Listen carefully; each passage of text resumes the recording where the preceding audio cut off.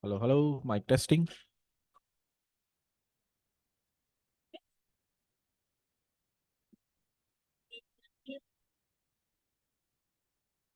Let me open chat here. Everyone, how's is everyone doing today? Alrighty, I'm late. I know, my bad. I was setting things up. Alrighty, my bad, my bad, my bad. Android course is happening. We have bought the course. And if you guys want a little bit of a tease, do you guys want a little bit of a tease? We are acquiring another course. So we have acquired Harnoor's course. I've paid him. And there is another one. Can you guess which niche this one is in? Not Web3. Web3 तो मैं ही सिखाऊंगा ना. Yes, few people guessed it, but I'm gonna leave it as a tease. So by New Year's, you should have two more offline courses added. Um, Android course and yeah, you guys are pretty close. The hot technology today. उसका भी एक course जुड़ जाएगा. I've gone through the content. It's pretty good. It's more beginner friendly. Not generative AI, but something. So we'll announce soon. And all of this will be offline, but both Harnoor and this other guy have agreed to take a few live sessions. I think it makes a lot of sense for Harnoor to take live sessions on what do you call it? GSOC. And I think it takes a lot of sense for this guy to take a few live sessions on just high level how to go through his course. His course is more beginner friendly, so we'll see though. That's all the high level things I wanted to cover. It's 7:03, so we're already pretty late here. Let me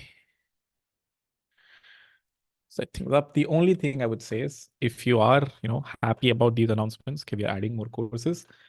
Don't get distracted. It's very easy to, do 10 different things. Don't focus on doing 10 different things. Focus on just, one thing at a time. And you have all of these courses for a long time. 3 years is the expiry. So you have my course, you'll have a notes course and the third course, and maybe a fourth one as well. I'm meeting someone tomorrow for another one. So this is a whole package you have for 3 years. Pick and choose wisely. Don't, run from one to another and don't do anything half-heartedly. If right now your focus is this, then focus here. If your focus is something else, feel free to pick and choose. That's the only high-level advice I wanted to give. The link to the slides for today is, let's see. There we go. Stop sharing. Copy. There we go. All right.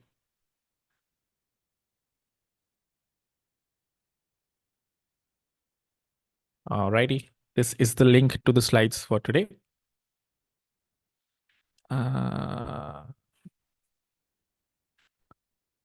This on this side. Sorry, guys. It'll take me 1 second to set things up here. New setup, new machine. So, all right. This looks much better.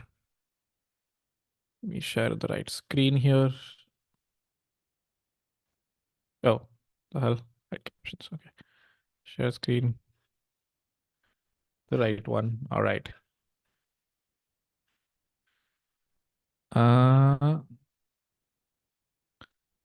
Start recording. All right.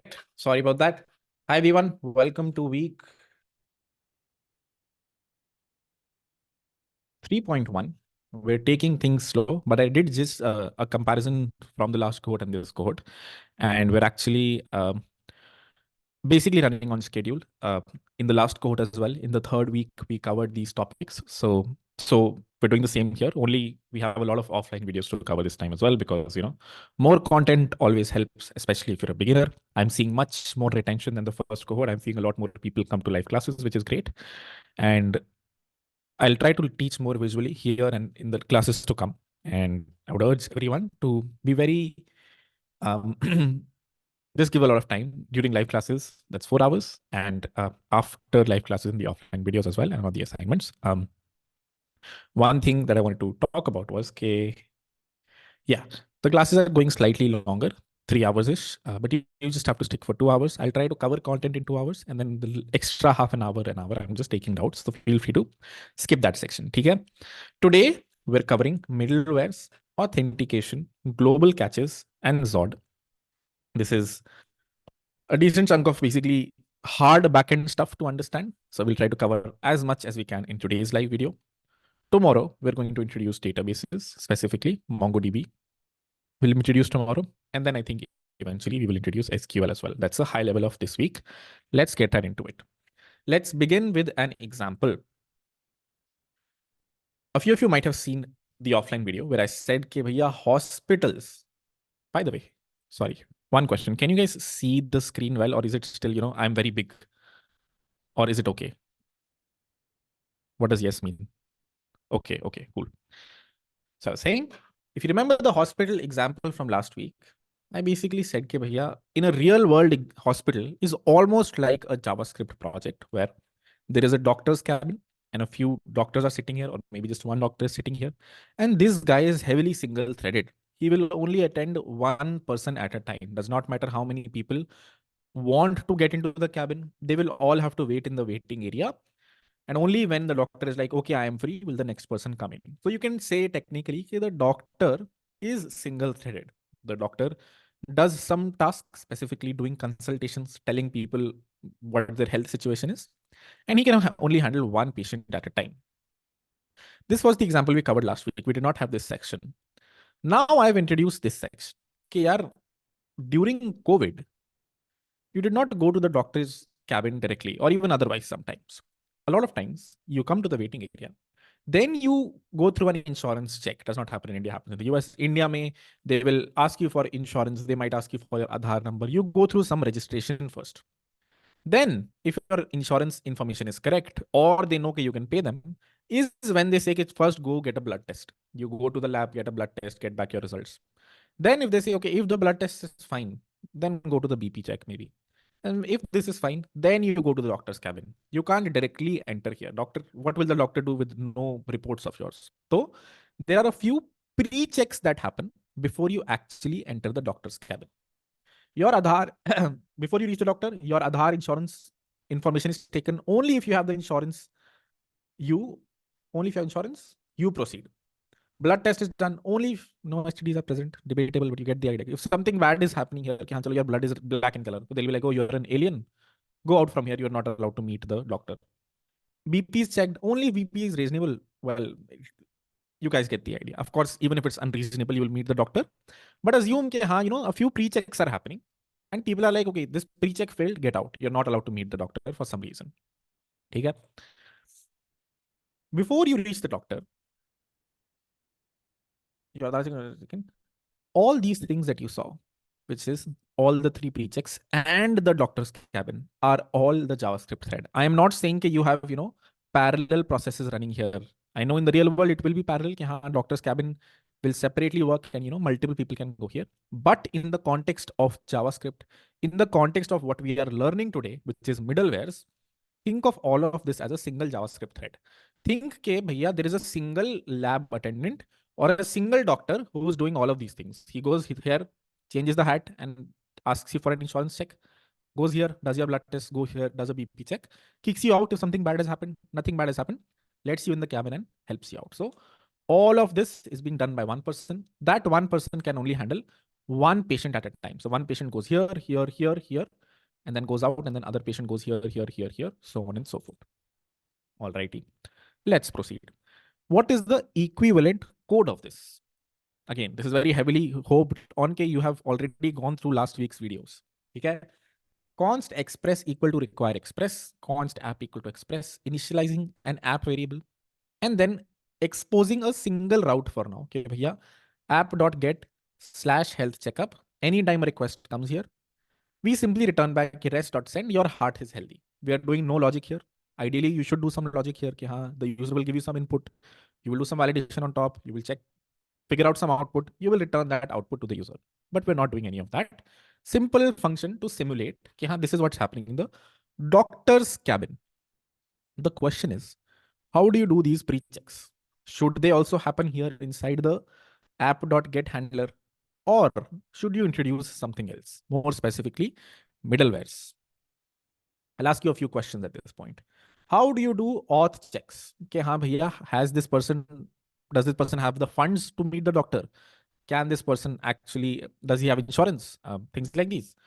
Ensure that the input is valid. Okay, are their blood tests succeeding? Are there, is there BP fine, so on and so forth. Basically, generally in the real world, the use case of middleware, the thing I'm talking about again and again, is usually to do pre-checks. And in the real world, pre-checks are of two types. Either authentication, making sure this person is actually logged in into the LinkedIn website. If you hit a LinkedIn backend server, the first check that usually happens is this person logged in? What is this person's username? That. And then something called input validation. कि हाँ भैया, they are trying to access this logic, but have they sent us the right inputs? Maybe they have not. So these two pre-checks usually happen before your actual logic kicks in. What is actual logic? This logic right here. Question is, what is the best way to do these pre-checks? Is it right here above your logic? Or is there some other place where you can define a few things where these pre-checks should happen? Let's see that. Again, what are the two pre-checks that any real website does? Number one, authentication. Number two, input validation, making sure that your inputs, the route that you're trying to hit, whatever inputs it expects, you are giving it the right inputs. Answer. Middlewares. So middleware, this is the job of middlewares. The whole reason we took this example was to show, okay, this should ideally be a middleware. What that is, we will see very soon. But technically, what should it be? It should be a middleware. Cool. Before we proceed, let's add some constraints to our route. So forget the hospital for now. Let's move on to a real world problem. The problem is that there is a health checkup endpoint. And here, two things need to happen before you can, actually run the logic, which right now is nothing. The logic is simply rest.send, your heart is healthy. But before the control reaches here, two checks need to happen. Number one, user needs to send a kidney ID as a query parameter, which should be a number from 1 to 2, or basically either 1 or 2. People have two kidneys. So user, whenever they're hitting the health checkup endpoint, they should give a query parameter called kidney ID, which should either be 1 or 2. Kirat, what is a query parameter? We discussed last week, but whenever you're sending a GET request a lot of times, you can send an input along, for example, localhost colon 3000 question mark n equal to 3000. This n is what's called a query parameter. Users should send a username and password in the headers. We have ignored headers until now, but there are a few ways to send inputs to a request. One of them is this query parameter. One of them is body, if you remember from Postman, if you've seen those videos. And the third one is these headers. Hello. हाँ भाई.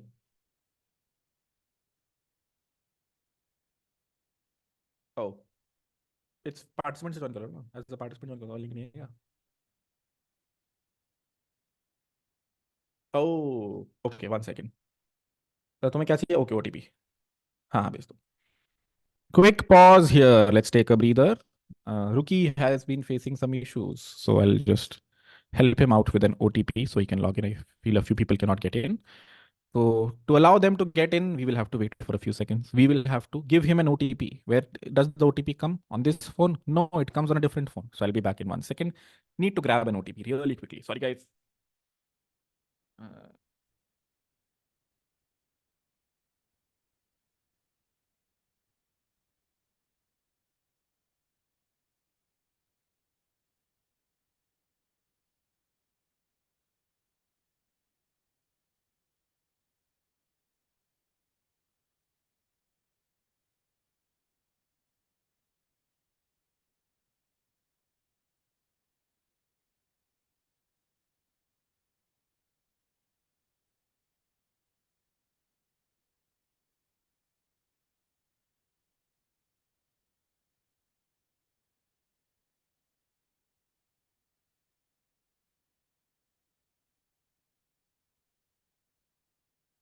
Sorry about that.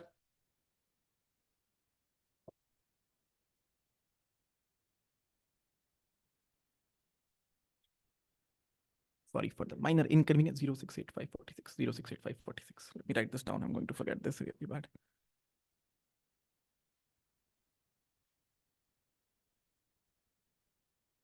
Hello. 068546. Try करना जरा. 068 546. 546. Yep. All right. Thanks. Sorry about that, guys. Let's proceed. I was saying, okay, you need to do these two things before you can actually let this logic kick in. Question is, where do you do these? Answer is middleware, but let's get into the code base and actually see how this happens. Okay? This is the ugly way to do it. Too much code I've written, so take a breather and try to read it. Easily, slowly, let's try to code it as well. What do? I say express route simple stuff. I get the kidney ID as a query parameter. I get the username from the header. I get the password from the header. And then I first do the first check, which is if username is not equal to Harkirat and password is not equal to pass, assume your website only has one user. LinkedIn has a million users. Your website, your backend only has a single user, and his username is this, password is this. If this person sends a request, you let it through. If someone else sends a request, you block it, which is why, what is the check here? Ki haan bhai, whoever is sending the request, please send username and password in the inputs. This is similar to, if we go back a few slides, the check that is happening here. Okay, they'll ask you for your Aadhaar card, right? They'll ask you for your PAN ID, your insurance information, and only if it is right, will they let you proceed. Similarly, what am I doing here? Okay, bhaiya, username should be this, password should be this. If the user is sending these two things, means it's a legitimate user. If not, then the control will reach here. Look at this condition. What does it say? If user is not equal to Harkirat, this should ideally be an OR condition. Or password is not equal to this. Yeah, this shouldn't be an AND. This should be a OR. Okay, both of these things should be right. Their username should be Harkirat and their password should be pass. Then the control should flow through. Else, control should go here and it should return early. This is what's called early returning. I could totally do the opposite. If condition ke andar I put my right logic, but a cleaner way to do it is that you stop early. This is called early returning, which is that haan bhai, do all your if checks first and return early. And if none of the returns happened, it means everything is fine and the control reaches here. Let's try to code this. Where did it go? Let's try to code this together on Replit and go from there. The ugly version, which is no middlewares, standard stuff that we have done until now. Okay? Going to keep the code here on the left. Let's keep it here. Let's go to Replit and try to code this logic ourselves. So I would urge you guys to do it as well. The more you write code, the more you will learn. If this seems too simple, then feel free to skip. I'm going to open them side by side. Going to increase the font size. Going to type very quickly. You guys can follow along and code. I will take a breather after I complete coding. Okay, const express equal to require express importing the library. Const app equal to express app dot get slash health dash checkup. The callback function that should get called. Const. Let's just focus on user. Let's just focus on authentication. Forget the other input validation that I was talking about. Just authentication. Let's focus on. Username is rec.headers.username. Password is rec.headers.password. If let's do a cleaner logic. Let's not do the early return thing I was talking about. There you go.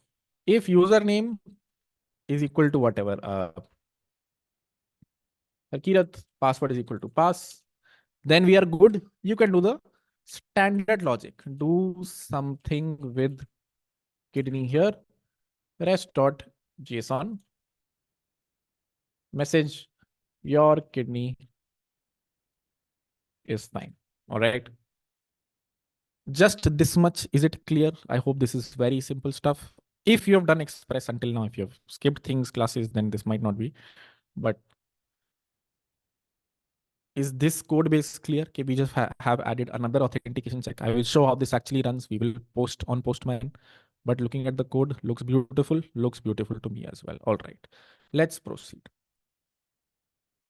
The other thing I said was input validation. कि हाँ, this specific route expects a kidney ID as well. So const kidney ID equal to rec dot query dot kidney ID. कि हाँ भाई, user whoever is the sending this input send this kidney ID, and we need to do another validation check कि हाँ kidney ID is either equal to 1. Sorry guys, new keyboard. There you go. Or kidney ID equal to 2. Only this case should this logic run. And you can add a bunch of else's here. Else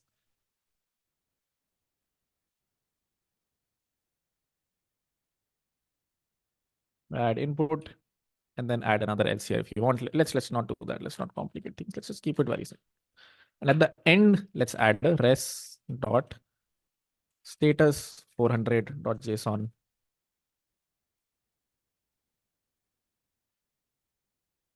Something's up with your inputs. Okay, this is one way of doing it.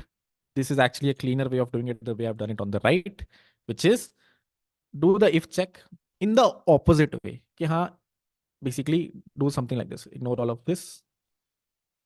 Do this. If not username equal to this and password equal to this, then return. Else continue. If not of this, which is actually, if you remove this not and actually convert it, this and this are the same thing. Username is not equal to Akirat or password is not equal to pass.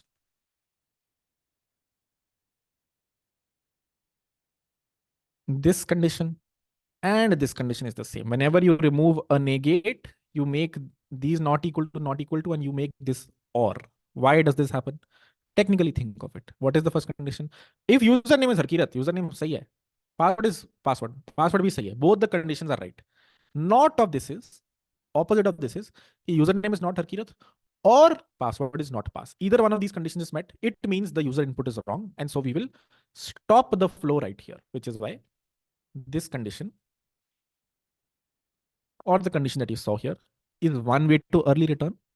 And similar check you can do here. This is also fine. If kidney is 1 or 2, then do this. Or you can say, if kidney is not equal to 1 and kidney is not equal to 2, which means it's 3, 4, 5, whatever. It is the wrong input. It should have been 1 or 2. How many kidneys do we have? 2. That is the input that is expected. If you send the wrong input, we early return. And then finally, if everything is fine, we return correctly. This is the ugly way of doing input validations and authentication. Let's try to run it and see if it works as expected. I click on play here. You should as well, if you were following along. And this is a breather after this. So if you've not yet coded, feel free to code. I am also happy to paste a gist of this, so you guys can just copy paste from there.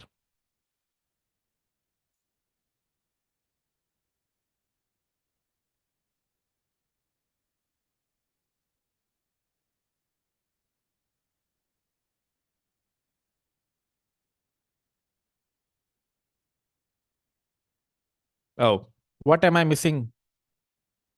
I hope you guys figured it out. It's a app.listen at the end to actually listen on a specific port. Else this Express server, won't actually run and listen for requests. Now that I gave it an app.listen 3000, you see a browser opened up here and I can send it requests. Let me open it in a new tab.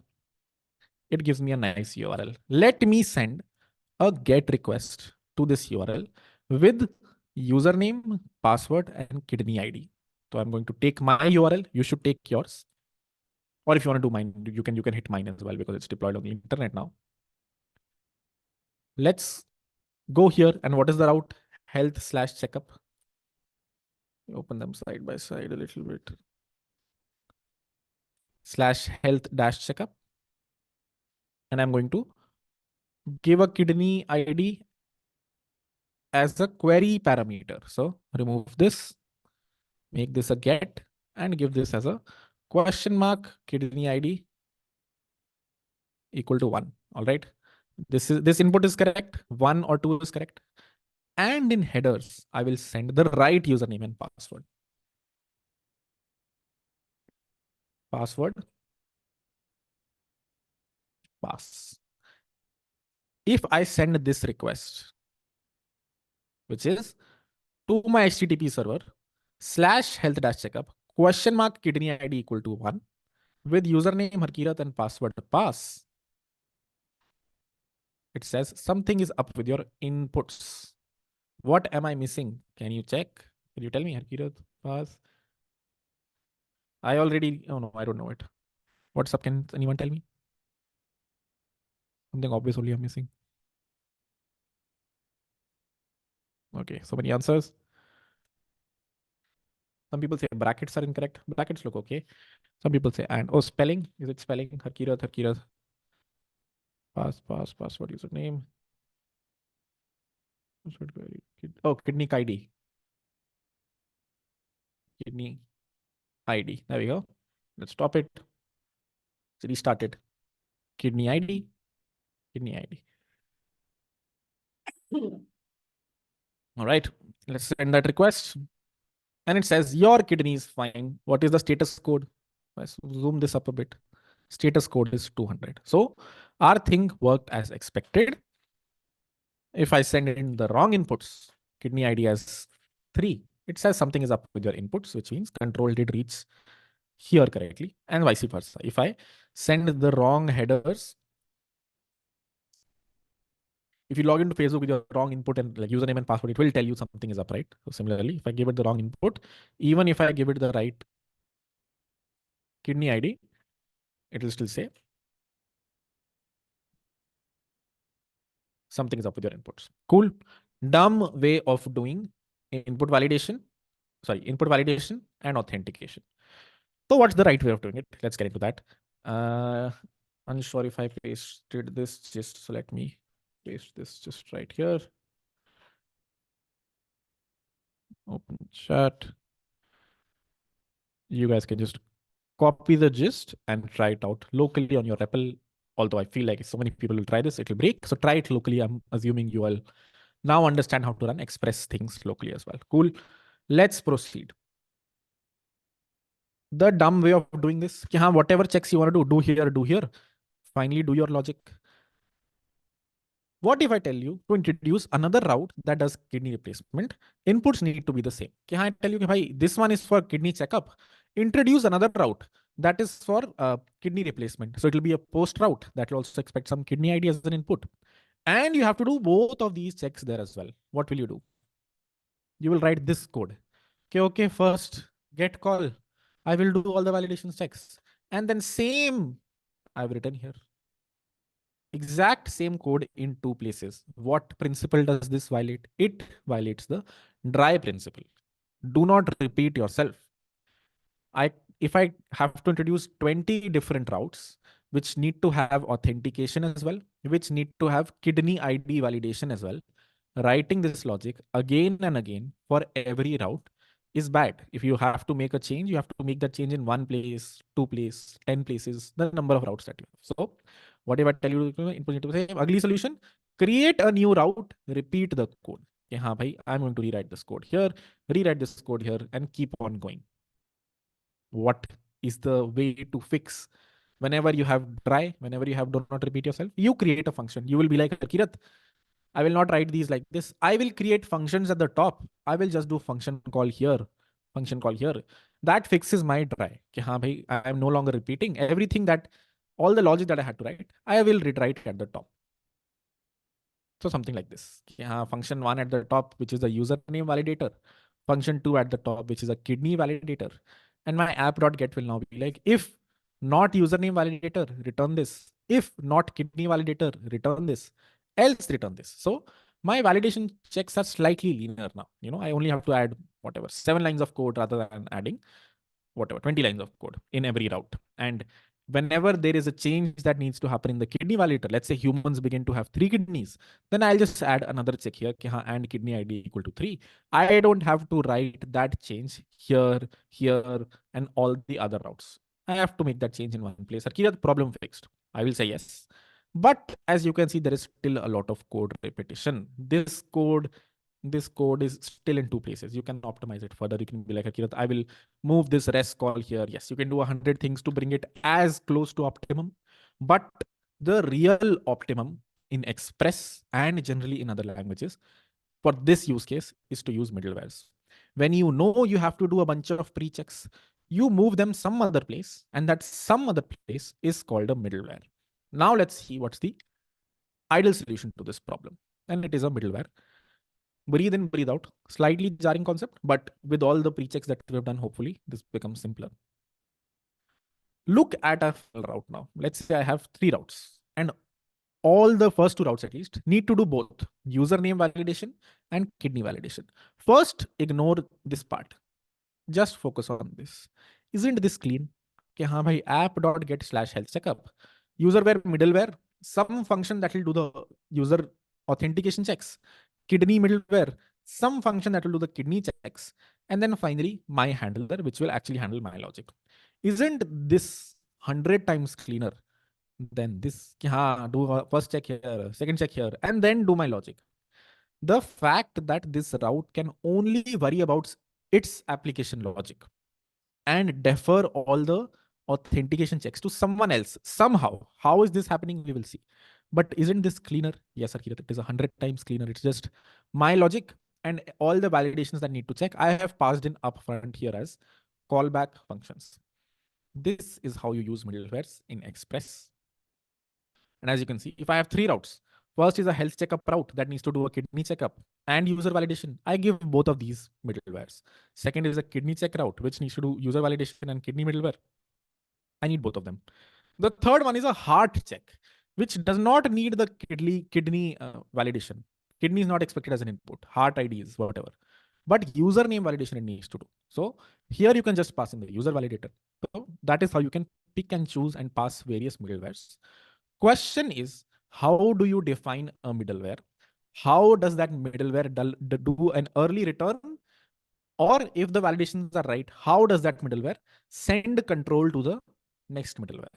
So before we proceed, let me share some high level information with you. Okay. I've lied a little bit to you until now. I said this is the syntax to create an HTTP route. Give me the route, give me a callback function. I have lied a little bit here. You don't necessarily have to give just one callback function. You can actually give a range of callback functions here. You can be like, okay, callback function 1, callback function 2, callback function 3. Or if you want, you can write function here. The first function does something and then second function, so on and so forth. But Harkirat, what is the point of giving so many functions? Where does the control reach when the first endpoint gets hit, when the user sends a request here? Let me show you. Let me add 2 functions here. First one and second one. First one will also take rec and res as an input. Second one also takes rec and res as an input. Console.log hi from rec1, rec2.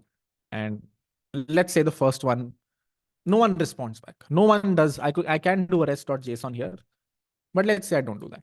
I'm just simply logging. How does control reach here or here? If there are 10 functions here that I give one after the other, where does the control reach? Let me run this. What is this? This is a get to /health checkup. So let me, since it is a get, I can actually just directly go to my browser and call it. I don't have to go to Postman. If I log, you can see the request is hung. Why is it hung? Because never did I do a rest.send either here or here. What gets logged? Hi from rec1. What does it tell you? Okay, the control reaches here. The first time a request comes, whatever is the function right next to the route, the control will reach here. Question is, Harkirat, then why did you even define the second one? What is the purpose of this one? Great question. I've lied about another thing. There are 3 inputs to all these callback functions. There is rec, there is res, and there is next. This next is a function in itself, which you can call if you think things are fine. In the end, these chain of functions are the pre-checks before the final function is called. This is your final function. This is a pre-check. Okay, bhaiya, I will do some pre-check here. If things go fine, I will call next, which would route the request to the next one. But Kirat, how is this happening under the hood? How is calling next making sure the control is reaching here? That is Express doing its thing. This is how Express lets you chain through middlewares. Okay, they say, do all your pre-checks here. If you think things are fine, call the third argument that you have, and I will make sure control reaches the next guy. Same thing for the next guy. The next guy can also, have a next function, and then that calling this next function will make sure control reaches here, so on and so forth. Finally, the last one is where you don't really need the next function. You actually do in a few cases, but most of the times, the last one is where you will not, you can, like next will still be defined here, but you don't need it. You will just need this res object to actually do a, res.send whatever. Cool. This is this is the actual syntax of a route handler, which is there can be multiple functions here, not just one. Let's go back to the code that I showed you guys. What did I say? app.get/cell checkup, callback 1, callback 2, callback 3. This is my actual route handler. This guy and this guy are middlewares. Middlewares, something sitting in the middle between the route and the final handler, which does some checks. What are those checks? Let's see. Do I zoom in here? There we go. What do I say? I say, I will get rec, res, and next. I'm going to check. Well, the logic is slightly messed up here. I should actually first extract rec, like username and password from rec here. Hopefully you get the idea. I will extract username and password. I will do my checks. If nothing is right, there is something wrong, I will say res.status403.json incorrect inputs. I will return here. I will use the res object and tell the user, bro, sorry, you are done. You have not sent the right inputs. But if everything is fine, I will call next, which would make sure the control reaches kidney middleware. Then control will reach here. Kidney checks would happen. If there is something that's not wrong, I will say res.status403.json, return something bad. Else next, what will it do? Control will reach here. Then my actual kidney logic would kick in. So this is the cleaner way of doing pre-checks by using middlewares. And how do you define middlewares? They are just functions. They take rec, res, and a third thing called next as an input. They perform their pre-checks. They're able to extract username from rec.headers.username. They're able to extract, kidney ID. I have not written that because I wrote this very quickly.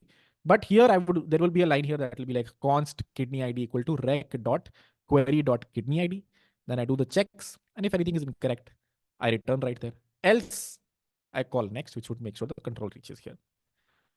Do we understand middlewares? If you understand this, the class from here is very easy. If we don't understand this, is when we need to spend some more time. This is the only place where I'd like to spend more time. Iske baad it will be smooth, right? So if this is clear, we're good. If this is not clear, I'm happy to explain this further.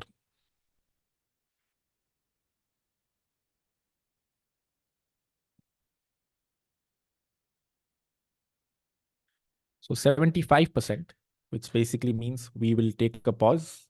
We will take a breather here.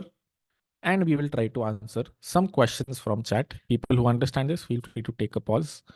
Let me look at some actionable questions here, guys. Which part seems jarring? These are the syntax. Okay, a few good questions. Sorry, I know this happened very quickly. I opened and closed it because, hoping there are some good doubts here. Is this the same as API gateway? No. Can we call next after res.send? You can. The only thing to keep in mind is you cannot call res.send twice or res.json twice. If you call it here and you call next, it is fine. Control will reach here. If you call res.send here the second time, there will be an error. You cannot respond back to an HTTP request twice. Does next take inputs? It does sometimes. It does take inputs, but there are errors. I'm unsure if you can, pass some input here and you can get it here. The way to usually, pass data from here to here is that you add it to the rec object. So you do rec dot user equal to something, and then you can access rec dot user here or here. I'm unsure if you can call next with some arguments. You do call next with some arguments here if you want to throw some error, which is something we can discuss later, but unsure if you call next with some arguments and they reach here.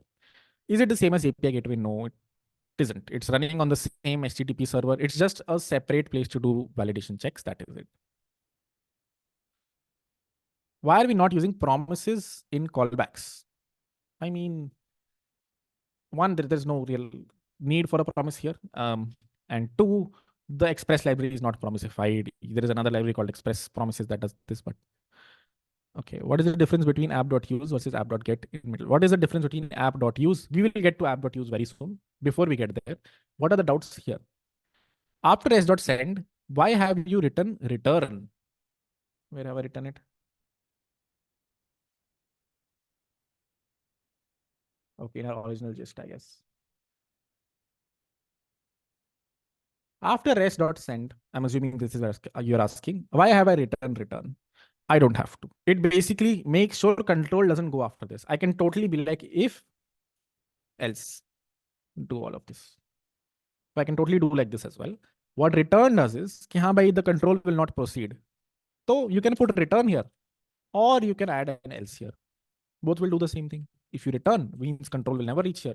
Or you can be like, I don't need the return. I'm going to do an if followed by an else. Should we add a try catch? We should, but first let's stick to any questions related to middlewares, which is this logic right here. Difference between rest.send and rest.json. Rest.send is for sending text. Send. Rest.json, as the name suggests, is for sending JSON. If you try to send something like this with rest.json, either this will throw the error, or on the client, the response header will not have like application JSON, which will be the problem, I guess. So high level, this is what you will use. You will never use this. Usually transmissions happen via JSON. Okay. So any more questions related to middlewares? Please, no more extra questions. Let's just focus on where we are at right now. The 25% who don't understand, which part seems unclear. Okay. A lot of questions, but we'll see. Why else statement? The rec is already returned with the response, right? Why else statement?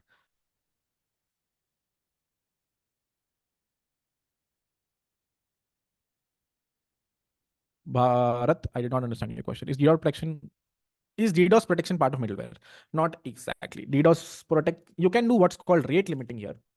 Rate limiting is usually part of middleware. If you want to make sure a single person can only send 5 requests per second, you can add a middleware here, rate limiter, which does those checks, and then you can just pass them here. Haan, by rate limiter, only allow, the thing you get here is like the IP. DDoS is a whole different game. Not seen anyone do DDoS protection here. It's before this. Before the control level reaches here is when you do DDoS protection. You can export functions middlewares from one class to another. Yes. Last slide, this one. Adding middlewares is again repeating them in each controller. Is it good approach? I mean, how much are you repeating? You are literally repeating nothing. It's not that you will have to repeat, right? This much, so you will have to write. This is fine. This is not dry. You have to call functions. The thing is, the logic is in a centralized place. If there is a change that needs to be made, needs to be made in a single place. This much repetition is needed. I mean, you can also do this further, but don't do it. This is good. This is more readable. Adding middlewares is okay. Where should we have our middlewares in controller or router level? So we haven't yet reached any function. How should you structure your files? How can you import from one file, export to other file? Let's get there when we get there. For now, the goal is even if they're all defined in the same file, do we understand them? No need to explicitly return in the middleware. You don't need to. Even if I have, as you can see, there's nothing returned here. You either rest.send or next. And we'll check both the conditions, or we'll check only one condition. Then how is or correct and is incorrect? Great question. If this is the part that's slightly easier to explain. We'll restart at 7:50, by the way. So okay, 5 minutes of more doubts for people who are waiting. Cool. So yeah, this condition and this condition here and equal to pass. Opposite of this condition and this condition are the same. Try to take a few examples and see. Try to make username here but password incorrect and see, is this true? And is this true? And you'll see that always the result is right. So this is slightly DSA concept. I've written both of these. Take a screenshot, try to marinate it, understand it, ask ChatGPT to explain. Res.send acts as a return, right? All the lines need next to rest send does not execute if rest dot send executes. You are not right. I can totally be like rest dot send followed by whatever, I can add console.log hi. The log would still happen. Generally, though, what is the you know purpose of this route? Okay, do some computation and return. So ideally, usually this will be the last line only. But that does not mean if you add more lines here, they will not get called. You shouldn't. There is no need for it. But you can still add more lines. If you add something like this, then it's a problem. If you try to send it twice on an HTTP request, it will be a problem. Was body parser also middleware? Great question coming in the next slide. But yes, it was actually a middleware. Alrighty. Let's take 3 more minutes of doubts and then we proceed. Can we take a 5-minute dinner break? Hostel? हाँ break ही चल रहा है उससे जाओ भाग के. Yeah, you guys can be back in 3 minutes and I'll just go easy initially. So yeah, go for it. Explain once more. Good question. So could you open the comparison slide to see? Okay, great question.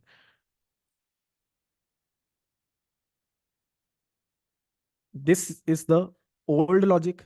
Anytime a route request comes, you do validation check 1, validation check 2, which does call functions. So you've sort of gotten over dry, but not really. It's still a lot of repeated code here and here. So that's first code. Feel free to take a screenshot. What is the second code?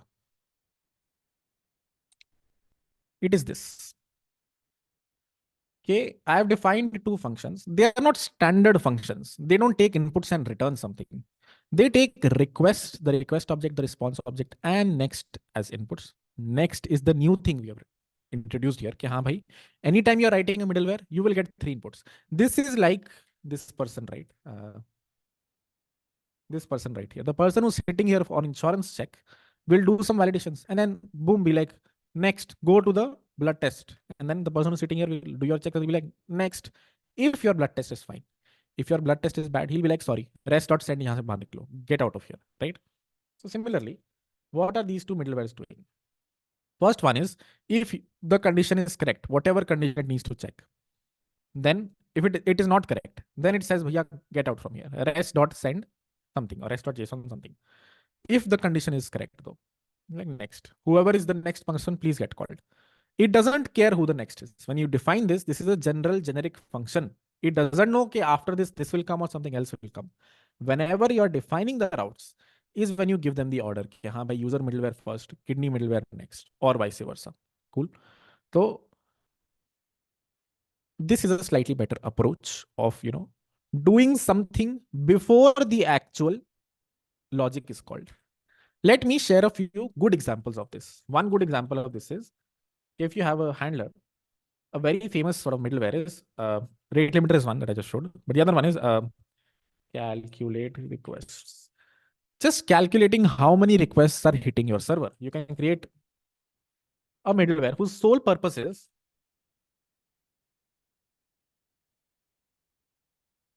increase the number of requests this variable and then call next. That's all that this guy does. And now I can put this middleware here. I can put this middleware in another endpoint, so on and so forth. I defined just a simple function which does nothing, number of requests plus next. And then maybe it also logs number of requests.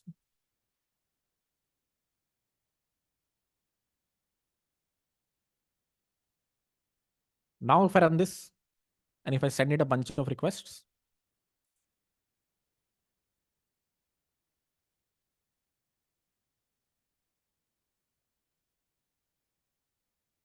you will see 1 got printed. If I keep sending these 2, 3, 4, 5, 6, 7, I can calculate or count the load that is coming on my server thanks to this middleware. This is one very popular middleware. Cool.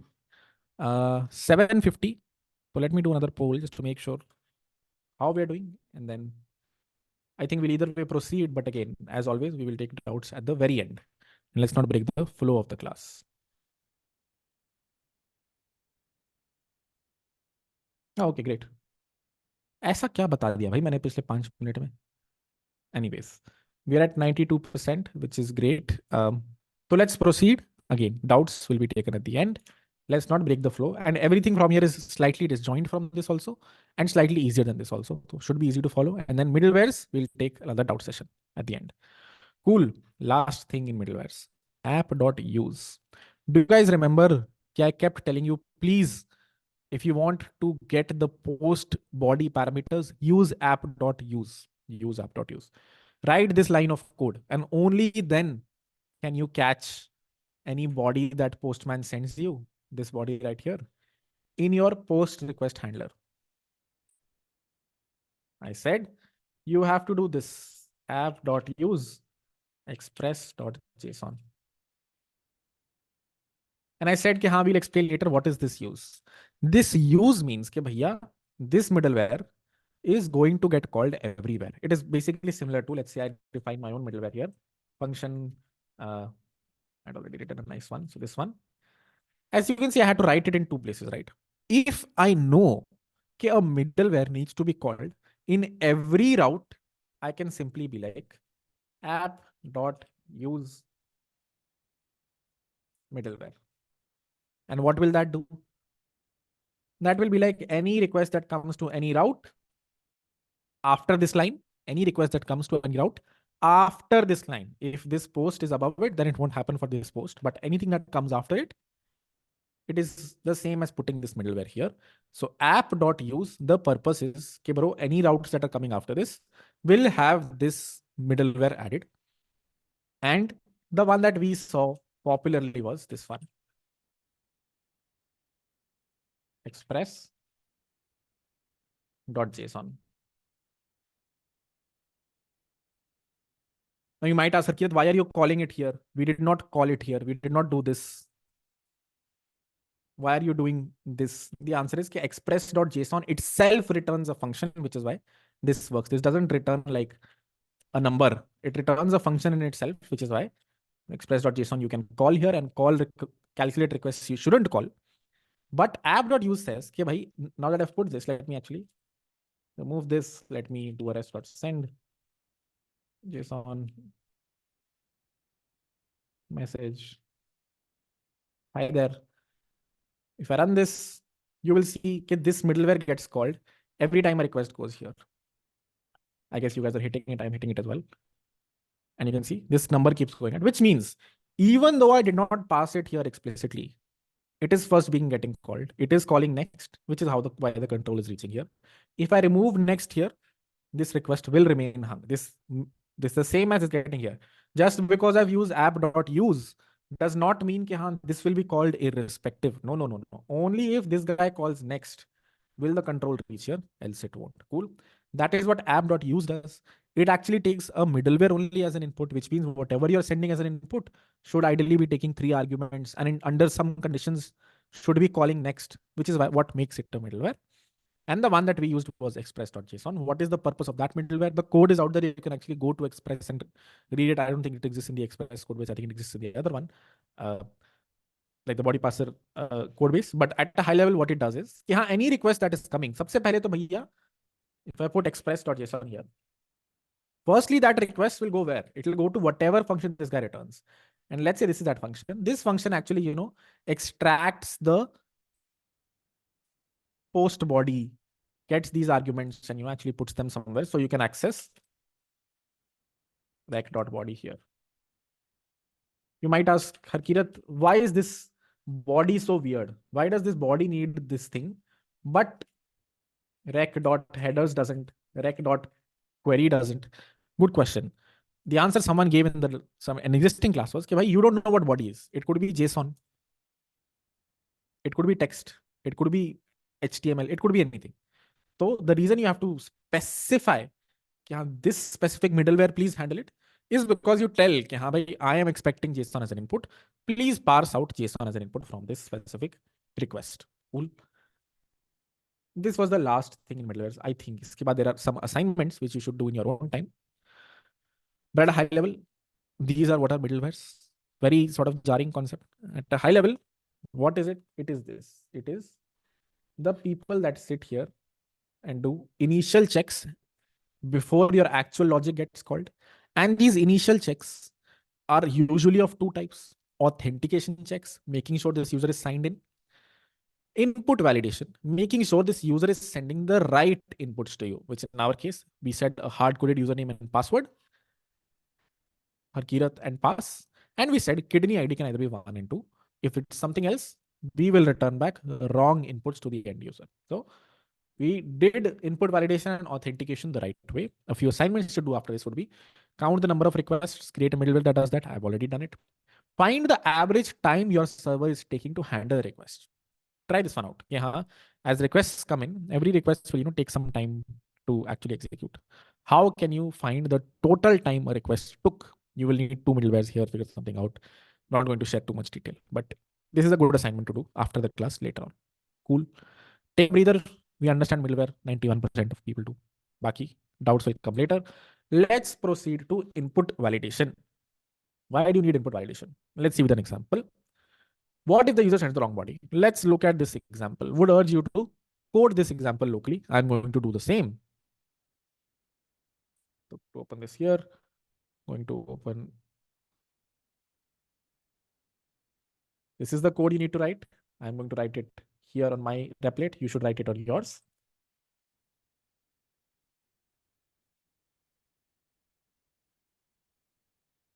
And if you don't understand middlewares yet, forget about them. We'll come to them later. Focus on what's currently on the screen, which is input validation. Const kidneys equal to rec dot body dot kidneys. Const kidney length.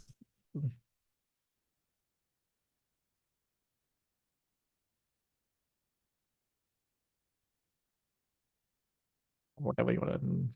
You have kidney length. Kidneys. Cool. Hopefully this is straightforward. User gives you an array of kidneys. So the input expected is kidneys could be something like this, 1, 2 number array. One thing that I'm missing is, since this is a post and this is a body, what am I missing? App.use express.json. When don't use this middleware, body will not get extracted. That's exactly what this middleware does. Cool. Going to give you guys 2 minutes and open chat until then. Feel free to code this on your side. I'm going to open chat. If there are any specific questions until this point, happy to answer. And then strictly at 8, we will proceed. All right. Use middleware etc. function. We calling functions health checkup route, but in Python we call it inside the function. Confusing. So yeah, Python may there might be a different way to call middlewares. This is how Express does it. In a different library also it will be different to do it. So it's just every library is opinionated that way. Extracting username and password from rec.query will be done in every middleware. Is there some way to use more try here? No, I think this is good enough. I mean, you can create a get username from request, or get user details from request function, but this is enough. Itna bhi deep, you don't have to go. What is next? How next knows what to run after the current block? Good question. So, okay, we have 1 more minute. Until then, I'm going to go back a few slides. What did you say? User middleware gets 3 inputs, rec, res, and next. Who does it get these 3 inputs from? Express. Every function, you are passing this function to someone. That someone calls your function, right? You have written that function signature, you write some function signature here. In the end, this function, and this function gets called by someone else. Basically, whoever has written the express calls this with the right inputs. So they give you a next input and they know, okay, haan, bhaiya, this, whenever the request came here, this was the first place, this was the second place, this was the third place. So when you call next here, they realize that yes, user middleware mein next has been called. So I will call kidney middleware. And how that is happening under the hood is express ka logic. This is how they've written middlewares. This is how they call middlewares. Cool. Going to pause it. Again, happy to take doubts at the end. Hopefully you guys have written this code.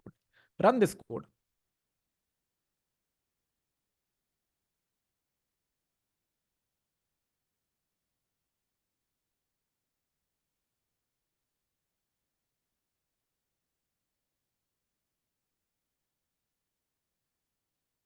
Put the right route. Yeah. This is it. Feel free to look at it.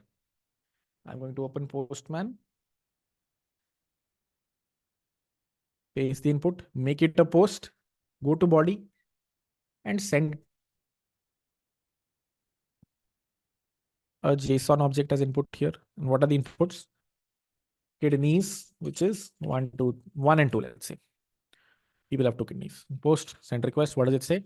You have two kidneys. Some spacing issues, but still pretty okay. You have two kidneys. Things are working fine. Let me not send kidneys. I am the user. I can do whatever you want. This is a very common attack vector. कि हाँ भाई backends तो are exposed on the internet, right? Anyone can hit any backend with any input. ऐसा थोड़ी है कि people will always hit your backend with the right inputs. I can send some gibberish here. I can send nothing here. I can send something, but I will not send kidneys. I will make kidneys a number and not an array. Your user can do whatever you want. It is your job here to do what's called input validation to make sure your server doesn't crash. If I send this request with some wrong inputs, let's say nothing I send, and I send the request, what does it say? Some HTML it returns. If I go to preview, what does it say? Cannot read properties of undefined reading length. Your client, if this is ChatGPT backend server and this is Harkirat can now read through, acha, this is what ChatGPT server looks like. It has some node modules here. Okay, got it. This is how I can break their server. This is very bad. This is why you need input validation. Your user will do anything. He'll send a very big string here. He'll send like, I don't know, 25 megabytes of text here. How will you handle that? All these things need to be handled by the application logic because your backend server is out on the internet. Anyone can hit it and anyone can hit it with any inputs. So this is why you need input validation. Specifically for our case, for example, if I was the, writing this specific code, I would do something like this. If not kidneys, which means the user didn't send us anything only, then I do whatever rest.json wrong inputs and then return here, which is the early return that I keep talking about. Or I can do, else do the rest of the things. But I'll have to have like 20 different checks here because, I have to check if it exists. I have to check if it is an array. I have to check if it is an array of numbers. And, 10 different checks I have to do, which is very hard. I can do it. This is how I did it back in college. Whenever I was in college, I would have first 20 or, validation checks at the top. Then I would have, if everything is fine, then my actual logic would kick in. So I would have a bunch of if else here at the top. This is one way of doing it, input validation. And this is very ugly, as you can see. There are better ways to do input validation, which is the Zord library I've been talking about. We will get to that very soon. But before we get there, I want to introduce one more middleware, one last middleware. Don't worry too much about it. You won't use it too much. It's only used once. But there is another type of middleware in JavaScript. Okay? Let me show you what is happening. What is the problem? The biggest problem is that someone else can read your exception. This is bad. If your server has crashed, it has crashed. It's fine. Excuse me, guys. Your end client shouldn't be able to read this. This is a problem. I mean, you shouldn't expose any of your backend logic to the front end code. You might say, okay, this is not much. This is fine. It's not fine. Your end user shouldn't see this ever. They should see some clean. If the server went down and a 500 status code, they shouldn't see this. Express actually takes care of it. If I run Express a Node.js server in production mode, it will not, send this dirty output to the user. But another way to handle this is something called global caches, which is nothing. It's just another middleware that you put at the end. So if you define all of your, routes at the top, at the end, express.json comes before all the routes because this needs to first get called and then the route needs to get called. What you put at the end will get called after these guys. If there is an exception, I repeat, if you define something like this, app.use a function which takes 4 inputs, not 3, r, rec, res, next.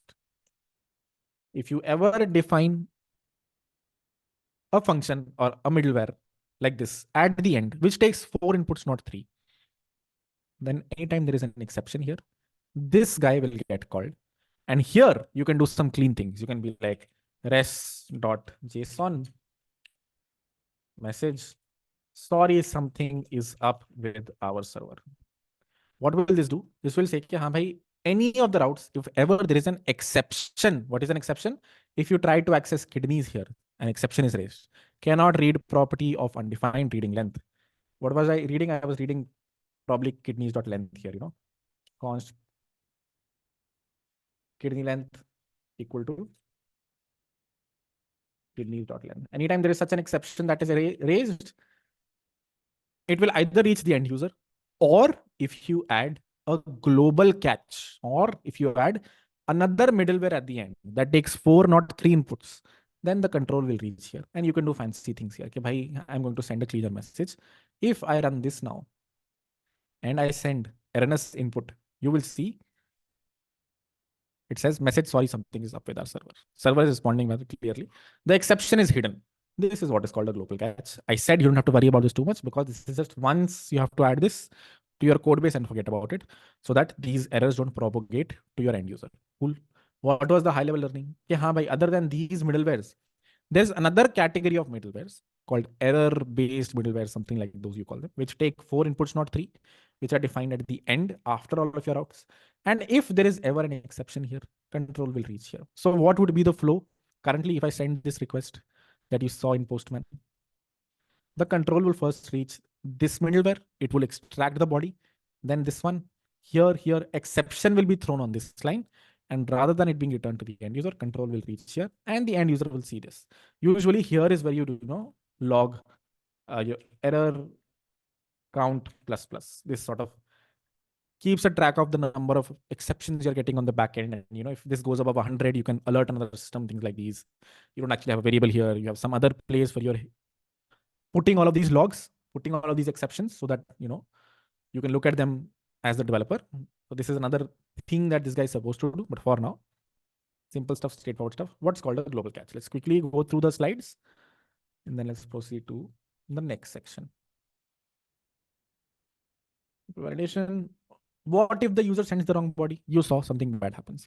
Global catches help you give the user a better error message. Error handling middlewares. That's what these guys are called. This is a special type of middleware function by Express that has 4 instead of 3 arguments: error, rec, res, and next. What is error, Kirat? It basically contains your error object. And this is the exception that happened. You can actually log error here, and you will see the same thing that you were seeing here in Postman. It'll give you your stack trace. You can do 10 different things with that error object.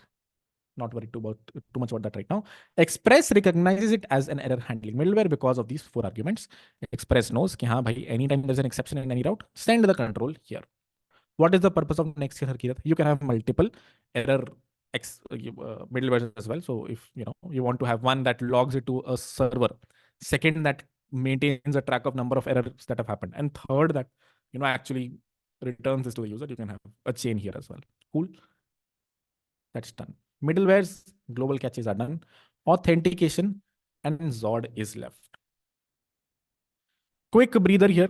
How are we doing? Doubts till the very end, but let's do a poll to understand. Okay, mota, do we understand middlewares and global catches? As always, happy to take a doubt session after.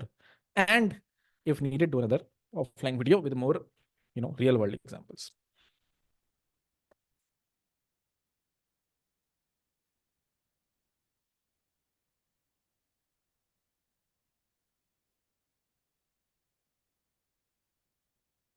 Okay, that's not great. 83%. It's like, okay. So let's finish authentication and Zod. And let's come back to both of these things.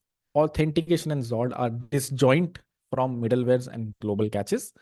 So even if you don't understand these right now, you'll be able to understand these. So let's finish this, and then we'll come back here. This is also called space repetition. We are going to learn one thing and then go to the next thing and then come back to the first thing. Okay? Take a pause here, 2-minute break. We also drink some water, and then we will proceed. Quick 2-3 minute break. Meet back at 8:13. Any high level questions until then?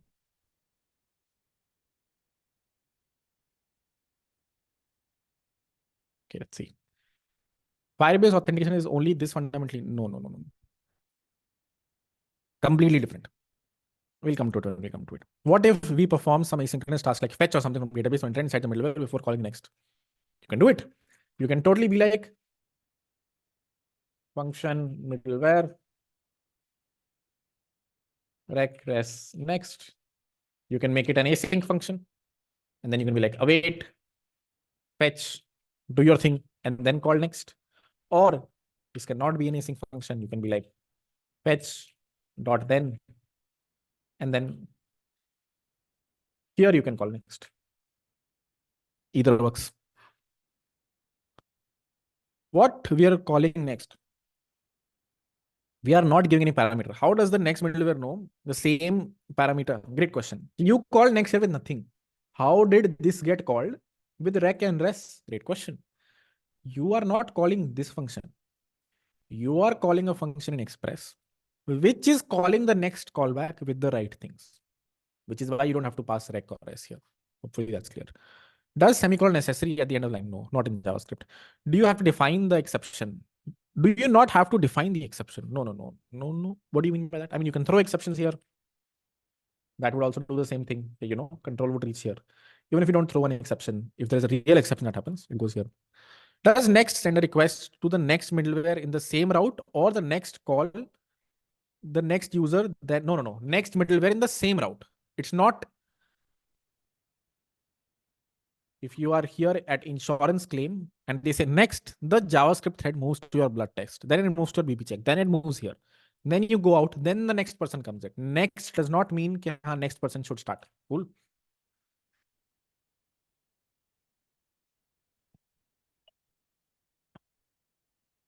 Can't we mention the middleware function by ourselves and call whenever required? Why do we need app.use? You can. App.use is so that you don't have to write it in 10 different places. If you know something needs to be put everywhere, then write a single line of code. Na? Why do you have to write express.json here also, everywhere? Na? 8:13. Let's proceed to the next section, which is how can you do better input validation? Basically introducing Zod. So yeah, as I told you back in college, whenever I created these routes, firstly, I did not even know about HTTP validation. So I would just write normal things, assume the user is sending me the right thing. Never happened. Then I realized, bhai, this is the problem. And it's like very common. Time to go to the iPad here. It is very common to, do input validation. It is a common use case on any HTTP server.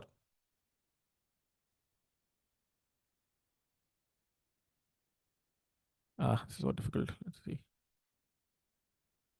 There we go.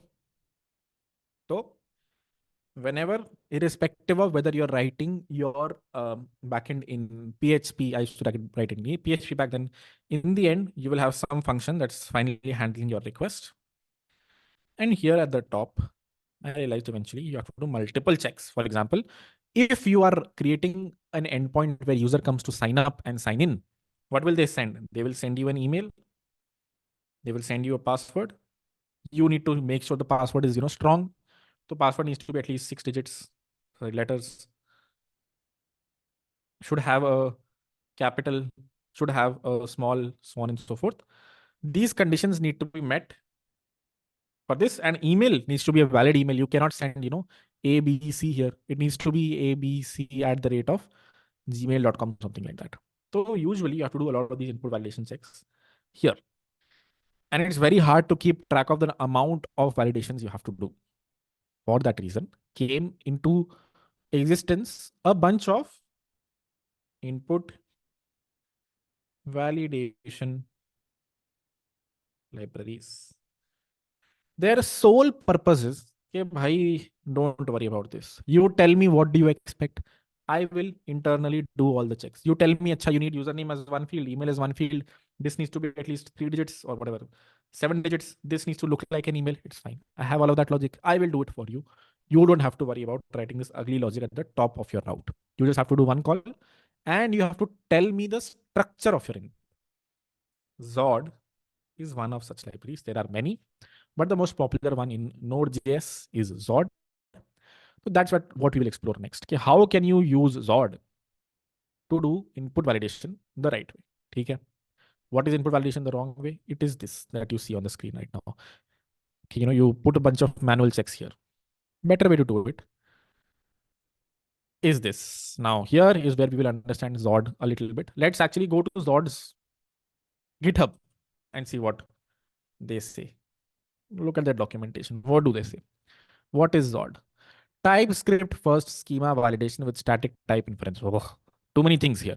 Ignore static type inference. Ignore TypeScript first. Just focus on this. Schema validation. Until we are using JavaScript, this is all we are using Zod for. Eventually, we will understand what this is, what this is. For now, schema validation. Okay. Bunch of things. Let's start with installation. What does it say? Ignore, ignore, ignore. npm install Zod. Just how we brought Express to our machine, we will just bring Zod at this point. I would urge you to now start coding locally. Okay? You can code here as well, by the way. Just, import Zod at the top here. It will automatically bring it to your machine. But okay, let's just do it here. Let's keep things simple. Okay? So we don't have to do this. Replit sort of does it for us. All that we have to do is add this at the top. Const z equal to require Zod. You can also be like const Zod equal to. You can name it whatever you want. Okay? I have imported another library. Let's go back here. Basic usage. Let's see how do they say, okay, how can you use Zod to do parsing? What are you doing effectively? You are parsing the input from the end user. Okay, हाँ भाई, are you sending me the right thing? That's what's called parsing. Okay? One way to do it is this. You define the schema. Okay, bhai, this is what the input should look like. Z dot string. Now, what is Z, Harkirat? It is something that Zod, the library, returns you. What is z.string, Harkirat? It is just calling a function on whatever z this library returned you. And what does this function do, Harkirat? It tells Zod कि हाँ भाई, this is my schema. This is what my input should look like.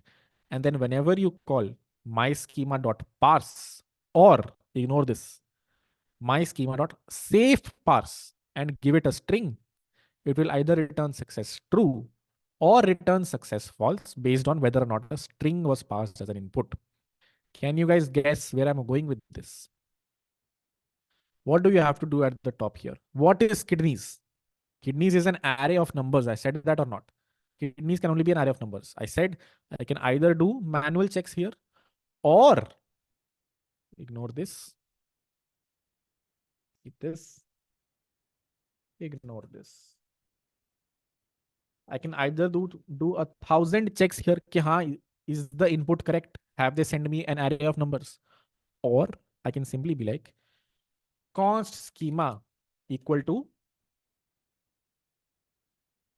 Zod dot array of Zod dot number. What did I say? कि हाँ भाई, an array of numbers is what my schema will be. This much is enough to describe the structure of your input, which in our case is an array of numbers. This is just the syntax for it. Question is, how do you actually validate it? The answer is this. Const response equal to schema dot safe parse the input that the user has sent, which in our case is kidney. This response, let's return back to the end user. Let's just say rest.send response. Okay? You give an kidney input, we pass that input to schema.safe parse, and we return back to the end user. Take 30 seconds to code this locally, or let me just paste it on a gist. That's actually easier.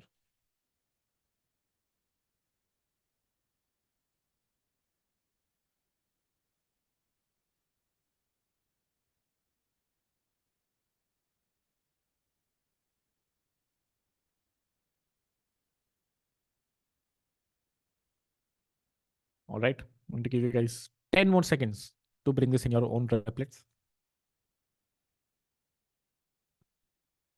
Tomorrow onwards, you'll have to move locally, by the way. So today is the last day we use Replit. Tomorrow onwards, make sure you have node locally, and only then we'll be able to proceed. All right. Run this.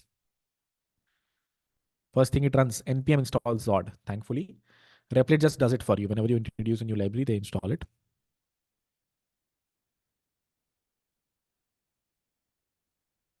All right, seems to be running. Let me go here. Oh, it's a post request. So let me go to my postman here. Let me send the request with wrong inputs. My body is empty. This might, okay, this might work. Yeah, let's see. Send it. What does it say? Success, false, error, invalid type, expected, array, received, undefined. Zord gives you everything. कि हाँ भाई एक तो success is false. पहली चीज तो ये कि this hasn't passed the validation. Also gives you a bunch of error messages. These are super useful if you want to show the user this on the UI. If the user is on a login page of, let's say, whatever, facebook.com, and they give some erroneous inputs, they, pass something like this, ASDH. This should have been an email, or they give like a one letters password and click on login. Zord will give you, कि हाँ भाई, this is incorrect. You can actually show that as a pop-up here. That's the benefit of the other things it gives you, this issue section. Even if you ignore this, success false is great. You can simply check.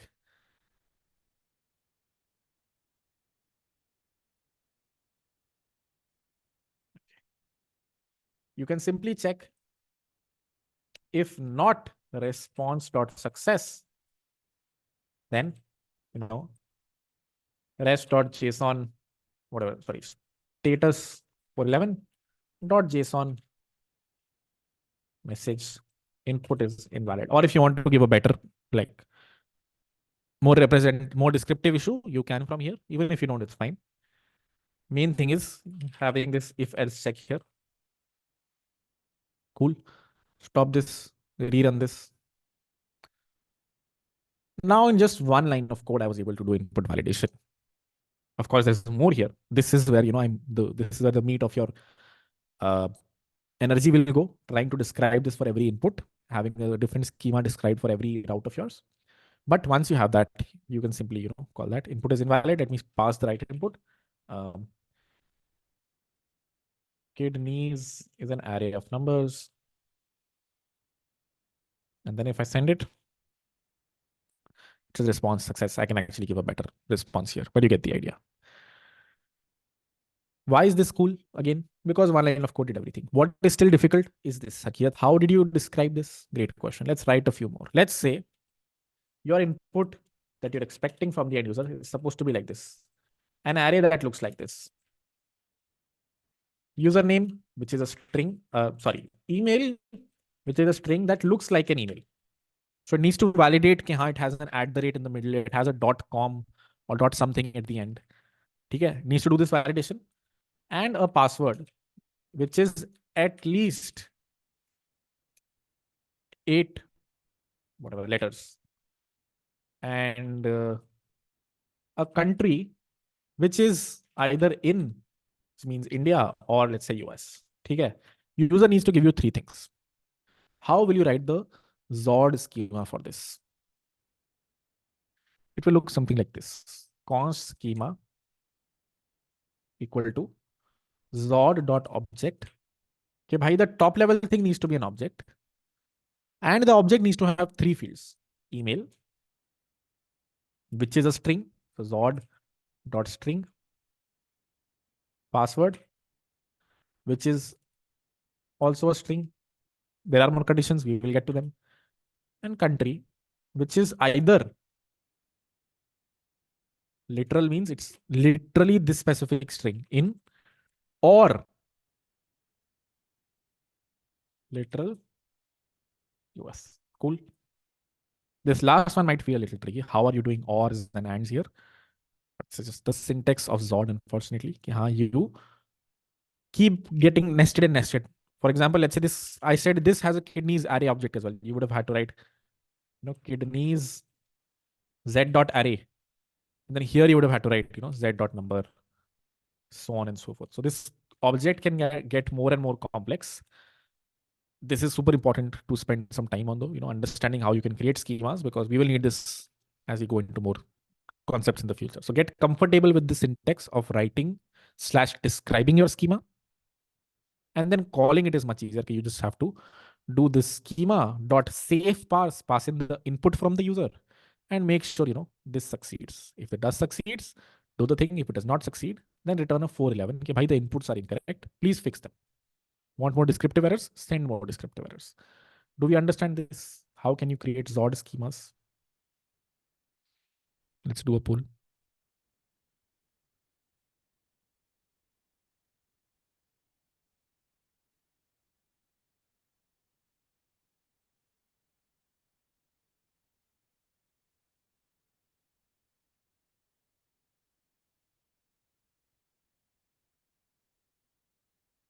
Great. Not a lot of people understand. कोई बात नहीं. Forget about Express. Forget Express exists in the library. Forget you are creating an HTTP server. Create a function, validate input that needs to validate an input that comes in. यहाँ it's an array of strings. ठीक है? If it is an array of strings, return true, else return false. How would you write it? I will tell you how you will write it. You will be like, if type of array, or you can be like, if array.length exists, then maybe this is an array.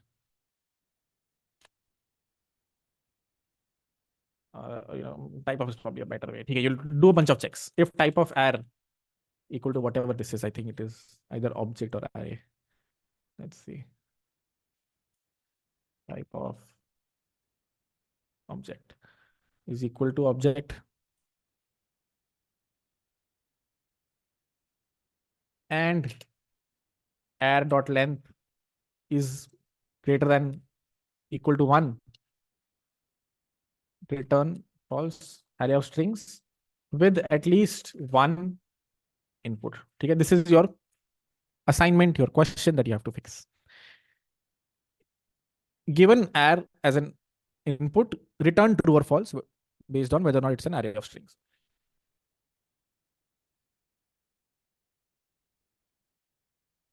How will you do it? You'd put a bunch of checks here. Okay, this and array of 0 ka type is a number.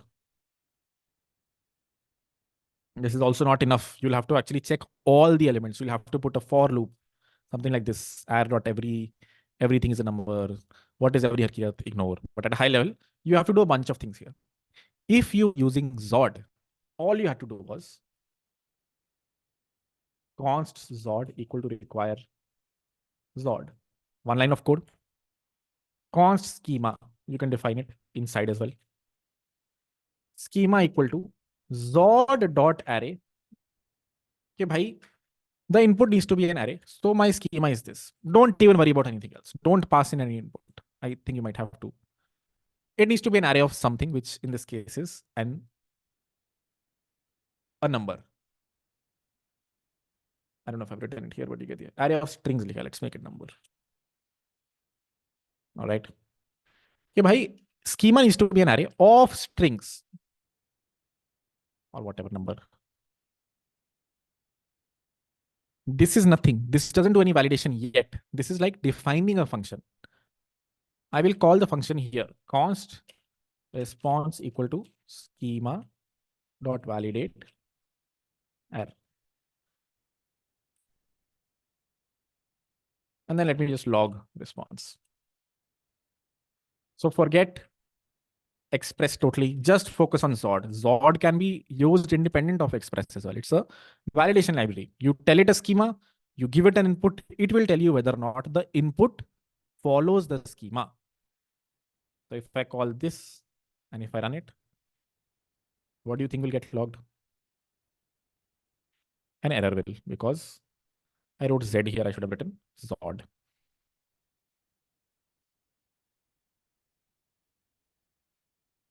Schema.validate safe parse. That's my bad. Called the wrong function.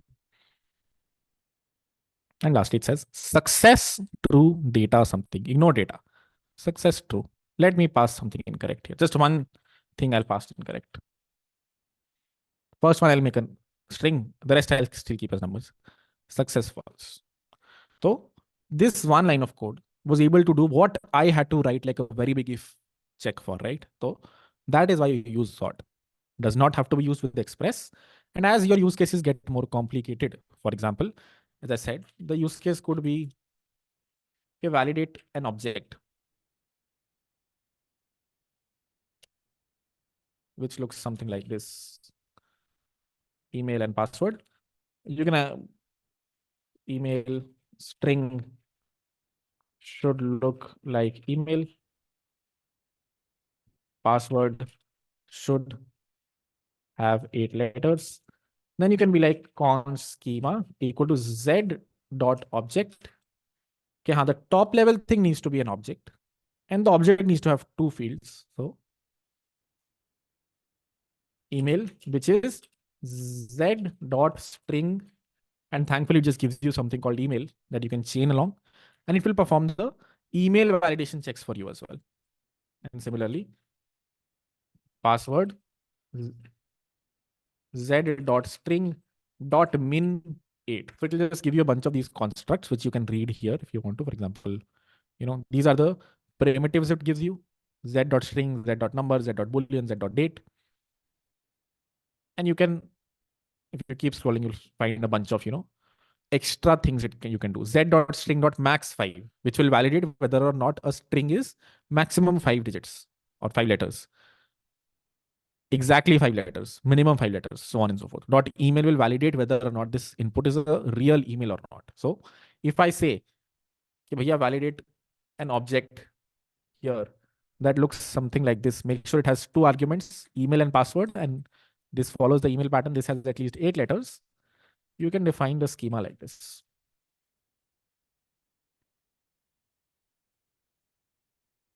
Feel free to copy this on your machine. I'm not going to change the screen from now. I'm just going to change what I am calling it with. So if I call this with an array,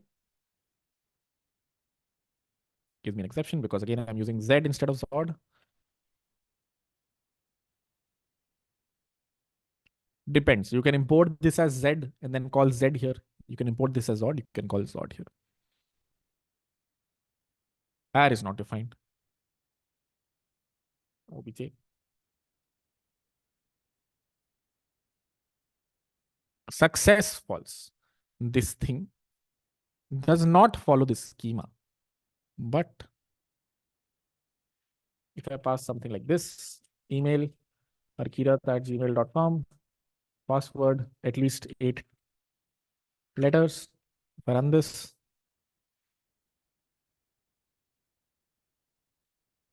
success true. Let me make this 1 letter only. Success false. Why? Because I said minimum 8 letters the password should have. Similarly, let me make this an invalid email. Success false. If I make it a valid email, invalid email, and even if I pass the right password, it will give success false. But if I give it the right email syntax, then it will just work. So forgetting about Express and HTTP, do we understand Zod as an independent library that lets you validate an input given a schema, lets you create a schema, and lets you validate an input on that schema? This much part, do we understand?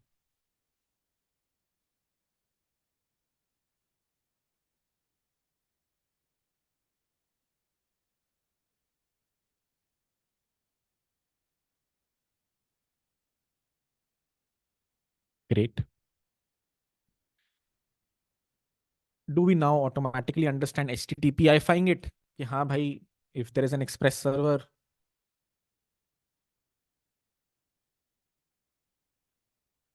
how can you use this for input validation there?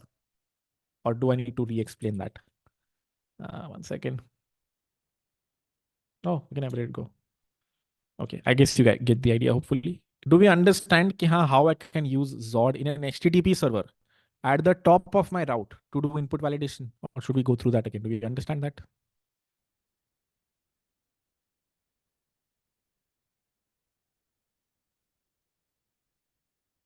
Okay, that we are shaky about. That we don't understand.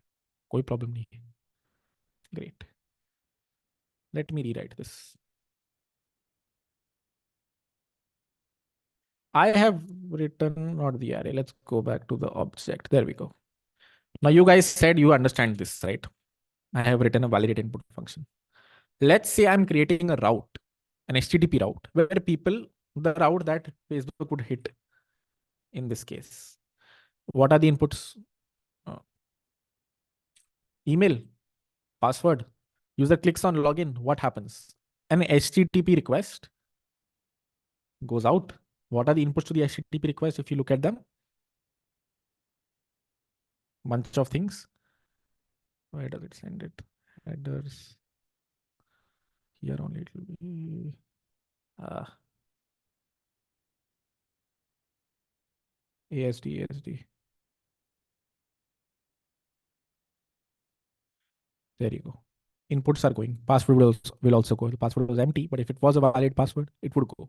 This is an HTTP call. Harkirat, why is it not going out of Postman? How is it going out of browser? We will get to it. But I can send the same request from Postman. I can actually right click here, click on copy as curl. I can go to Postman. I can click on import. Here, I can click on raw text. I can paste the whole thing I copied. I can click on continue. I can click on import. This gives me the route, the post request, the body, which has, a bunch of things. It is not raw. It is wxwww form encoded. Don't worry about what it is. Has my email, has my password. Okay. This is a request. Let's try to create a similar request for our backend. Let's say we were creating Facebook today. What would we write if we were creating Facebook today? We would be like, app.post slash login or sign up or login. Okay. Function rec comma res. If const whatever inputs equal to rec dot body. Now here I need to check ke bhaiya they have actually sent me a right valid email or not. So I need to check whether or not email is an input and password is an input. Haven't I written the schema for it already? Can't I just call this validate object? Const response equal to validate object input with rec dot body and be like if not response dot success. If this function is telling me कि हाँ भाई the end user hasn't sent me the right thing, then simply return here and send the user rest dot json message your inputs are invalid. So once this function is written, I can either call it myself to test it with a few inputs, email, password, whatever. Or whenever I've written an HTTP call, I can call this validate input function there. The end user, whatever they sent me over here in the body, which assuming in our HTTP server, the body is something like this. Whatever they're sending here is incorrect or correct. The schema can be validated by this function. If it is not correct, early return. If it is correct, then you return whatever you want. Now, do we understand Zod?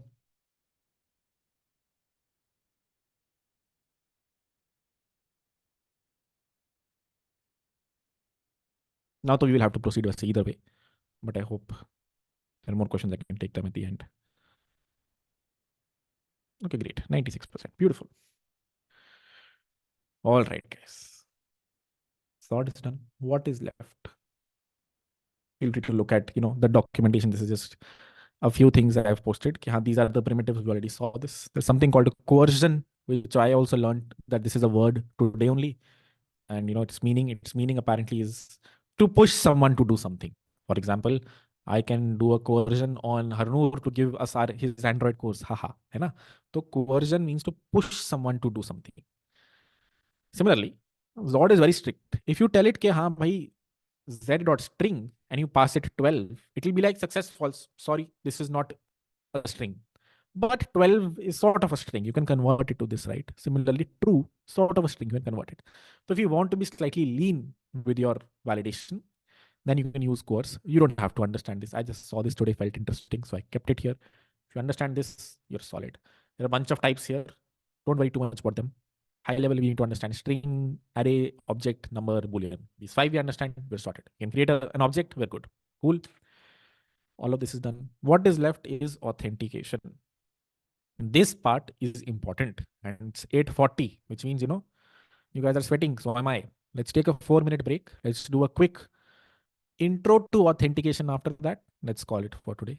Let's cover authentication tomorrow. Let's cover maybe file system based databases, but mostly let's just cover MongoDB tomorrow. So let's do authentication in MongoDB tomorrow, but little intro to authentication I will give today. Until then, let's take a break. Let's open chat.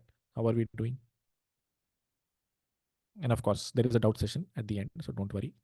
We'll cover middlewares again. More questions. Let me answer a few questions by the time you guys take a break. Okay. Can we do custom validation logic inside Zod? What do you mean by custom validation logic? You can. Achha, you want to be like, this specific thing, I want to do this. I'm sure Zod provides away. Just ChatGPT will give you. Explain why brackets are used in express.json. Great question, Harkirat. Why are app.use express.json? Why did you use brackets here when usually you created your own middleware? You simply did this. What if I did this? Function middleware returns a function, which is the actual, rec res next, and this has the logic. Now you will do this, right? You will have to call middleware, which will return you the right thing, which has rec res next and calls next, whatever. Similarly, whoever wrote express.json wrote it in a way, yeah, this will return you a function, and then that function is what you need to put here. That's why you have to call it. Why does inner logic inside app.get calls the global catch if error is there? Who does exactly calls the global catch? How does express.json contain the next function? Oh, so how does express.json contain the next function is the same as this. You called middleware here. Middleware returned a function. This function has next. App.use finally got this function as the input, right? You called middleware here, which is similar to you doing this, or even this. When you do express.json, similar to doing this. Const final function equal to this, and then passing the final function here. Now this final function will look something like this. Yeah, it will have rec res and next. And then you told Express, okay, bhaiya, this is the final thing you need to worry about. Forget Express JSON. You take the output from here, put it here. Now this function is this. Express comes to know what? Express calls the right things. So does the inner logic in app.get? Okay, how does there is an app.get here, Harkirat?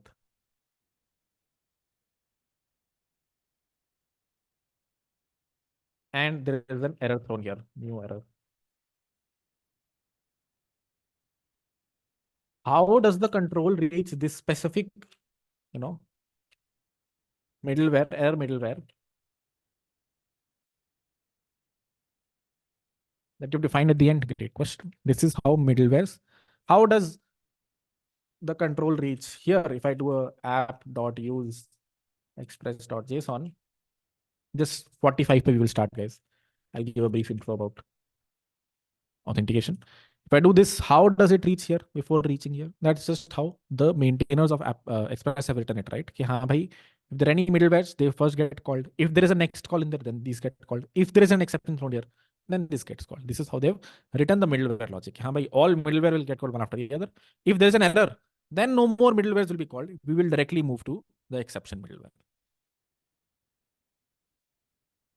If middleware is added in app.use, it will always take first callback slot. If middleware is added in app.use, will it always take first callback slot? If you, yes, exactly. You can say that. If I add an app.use, this thing, it is similar to this thing being present here. It has taken the first slot in all the routes. That is why you have to use app.use. Otherwise, you don't need app.use. You can just put them here. App.use, what does it do? It puts it in all the routes. Zod will basically tell us to store a blueprint of the inputs against which we do validation. Correct. Exactly. Zod will tell us, okay, bhai, give me the blueprint, give me the structure. I will validate the real object when it comes. I think Zod is same as Express Validator, probably. Kidney. We can validate from the front end and also send. Yes, you can validate from the front end. But as I said, people are notorious. They will send you anything. They will bypass your front end checks. They will copy your request from curl, bring it here, and change it however way you want. Front end checks are never, you can never trust them. So for that reason, you need to have validation on the back end. You can make your own validator file. Can we make our validator file? Yeah, you can create a different file, export variables from there, import them here. You don't have to have everything in the same file. Export imports you can do normally. We'll discuss very soon how you can do that, like next class or something. If we handle the error inside the controller and send the error response to the controller, will the control move to the global catcher? What will be this exact flow? Route, middleware one, middleware two, controller, global catch. Wherever the exception is thrown, no more middlewares will be called after that. It will directly move to the global cache. It will not reach the controller if the exception is in middleware one. Wherever the exception is, no more middlewares are being called. Directly it will move to the exception middleware. All right. 46. So let's proceed. Little bit high level. Let me give you of authentication before tomorrow. Then we'll do doubts. So भैया authentication is अभी तक तो we have been very dumb in our approach. We have said anyone can call any route blast. कोई फर्क नहीं पड़ता. Only thing we added little bit was कि हाँ we put some, you know, check here कि हाँ only the person who has username Harkirat and password pass will be allowed to call these routes. So some very basic authentication we did. But you can't expect the user to always give this, right? If you go to facebook.com, you don't always sign up, you give your username password and then send it. Then you reach another page and then you don't have to give username password again, right? It somehow gets stored somewhere. You give it once, it gets stored somewhere. And then in every subsequent request, it is sort of automatically sent. That is the right way to do authentication. As you can tell by now, anyone can send requests to your backend. They can just go to Postman and send a request. How do you ensure that this user has access to a certain resource? You can create a dumb middleware like we did the authentication middleware, or you can do authentication the right way. Dumb way, ask the user to send username and password in all requests as headers. We did this few slides ago. Not the best way to do it. Slightly better way. Give the user back a token on sign up or sign in. Ask the user to send back the token in all future requests. When the user logs out, ask the user to forget the token. So the way authentication happens in the real world, and we will again cover this tomorrow. So if you don't understand this right now, it's totally, oh, okay, let me connect my iPad here.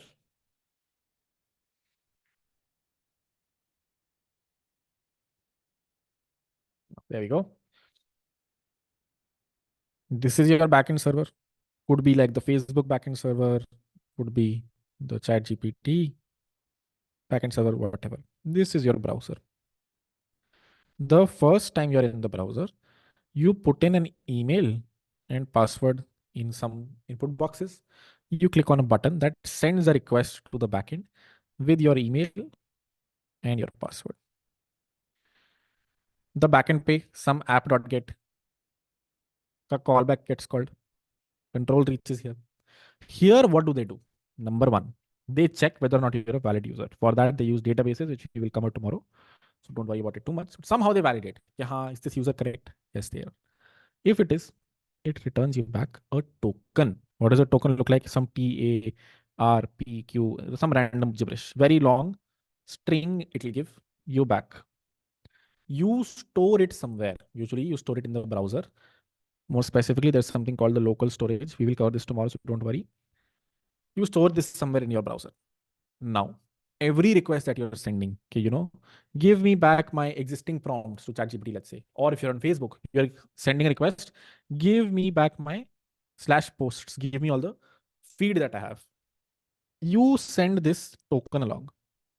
Server doesn't check your username password anymore, just checks the token and returns back the response. Harkirat, why this whole token mumbo jumbo? Why can't we just take the email and password, put it in local storage, and then user can just send the email and password in every request? I can just at the back end take the email password, do my standard validation. Why the first hop? When you're signing in, give me email password, I'll give you back a token. And then every subsequent request takes a token. Why this? Why not store this directly in the local storage? The answer is that local storage is very public. And you don't want to put someone's password there. You can put some token there.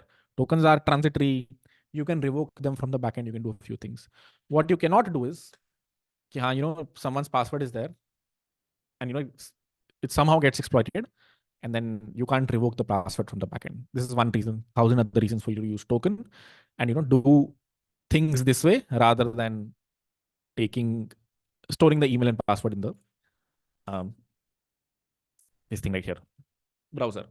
Many times I have opened ChatGPT for you in front of you guys. A bunch of times I've opened it and said, bro, I'm going to send a message. Look at the HTTP request that goes out. And whenever I've gone here, I've been very cautious कि भाई देख लो जो देखना है. Whatever you want to look at, you can. But in my request headers, as soon as I reach this section called authorization, I stop. I say इससे ज़्यादा मैं नहीं दिखाऊंगा. I won't show you anymore. Why is that? Because this is that token. If I give you this token, what will you do? You will be like, okay, I have Harkirat's token. I'm going to copy. You will send the same request on your server. You will say, I'm going to copy this as curl. I'm going to go to Postman, import my own requests on your machine. You will import your own ChatGPT request, and you will go to headers. You will go to authorization. You will take my token that you just saw here. This thing right here. You will paste it here. You will click on send, and ChatGPT will think Harkirat is sending requests when you are, and you can start using my credits. So the right way to do authentication, any website you go to, every request that's going out once you've signed in is sending either an authorization header, which means a header that has the title authorization, just how I had like a username header and password header in the beginning of the class. And this token, how do you generate it? Why does it say bearer here? How do you validate it on the backend? Are things we will discuss tomorrow. Okay? So we will create a sign-in request where user comes, signs in, gets back a token. We will create a few routes which will be protected, which means user will have to send this authorization header. Only then will we allow, else we won't allow. And we will introduce MongoDB tomorrow and how you can start storing data inside a database. Cool. That is going to be tomorrow, 8:53. Time for a doubt session. So would love to hear any questions around middlewares or otherwise. If you understand everything, let me do a poll. Overall, the class, good, fast, slow. Let's do a poll. And then people who want to leave can leave. And I'll see you guys tomorrow. Other people who have doubts can stick back, but don't have to stick back for the next 30 minutes in case you understand everything. All right. Beautiful. Little bit fast. So 10% is fast. It's not a little bit. It's increasing a little bit. Oh my God. So 80% says perfect. 6% slow. 14% fast. So I would urge now, okay, 14% stick back. And everyone else, feel free to call it.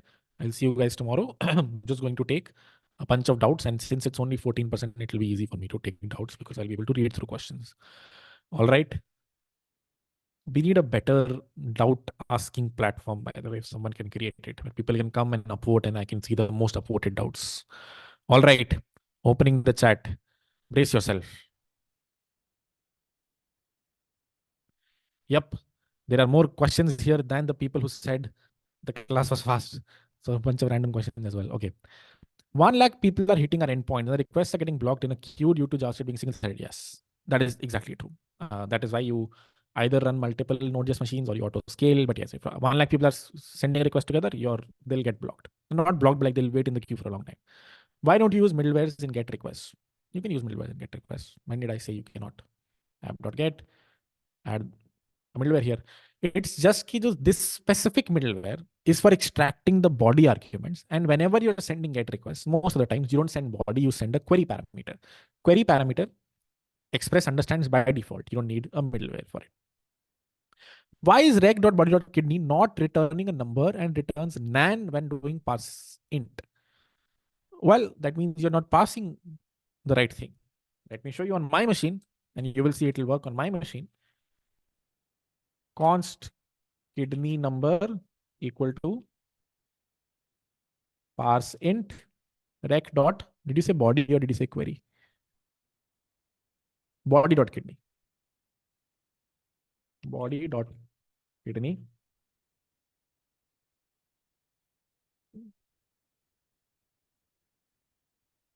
What do you think will get logged here? If I pass 1 as an input, it will be 1. What you might be missing is number 1, you're not using this. That is it. That's all you're missing. If you're try to log rec.body.kidney, see if it is, something like this. It is a string that's 1. And then parse int should parse it to, 1. It should not be an AN. Zod didn't provide error info about email being wrong. Then how can you show to the user? It should. Let's see. I mean, maybe it doesn't actually. Const z equal to require zod. Const schema equal to z dot email. Sorry, string const response equal to schema dot parse console.log response dot errors. Okay, let's see. Is not better than joy package. I don't know what joy package is. I'm assuming it's so it says invalid email, right? You got the right message. What else do you need? It won't give you ekdam ki, haan, this is what is wrong, that is what is wrong, but you're missing an @ or whatever. It gave you invalid email. That's you show that error to the user. The user is good. All right. I don't know what joy is, so I can't comment on that. I haven't used that library basically. Please tell most effective way to secure approach user authentication and incorporating various methods such as email, password. Is password just good or anything else exists? Will you teach? Yeah, so we will learn Google GitHub authentication when we reach the next auth section. We will basically not use password. We'll use next auth, which is the right way to do authentication, like the best way to do authentication today. Next, there you will understand all of these things. Where do you control go when you early return in the route function? It stops.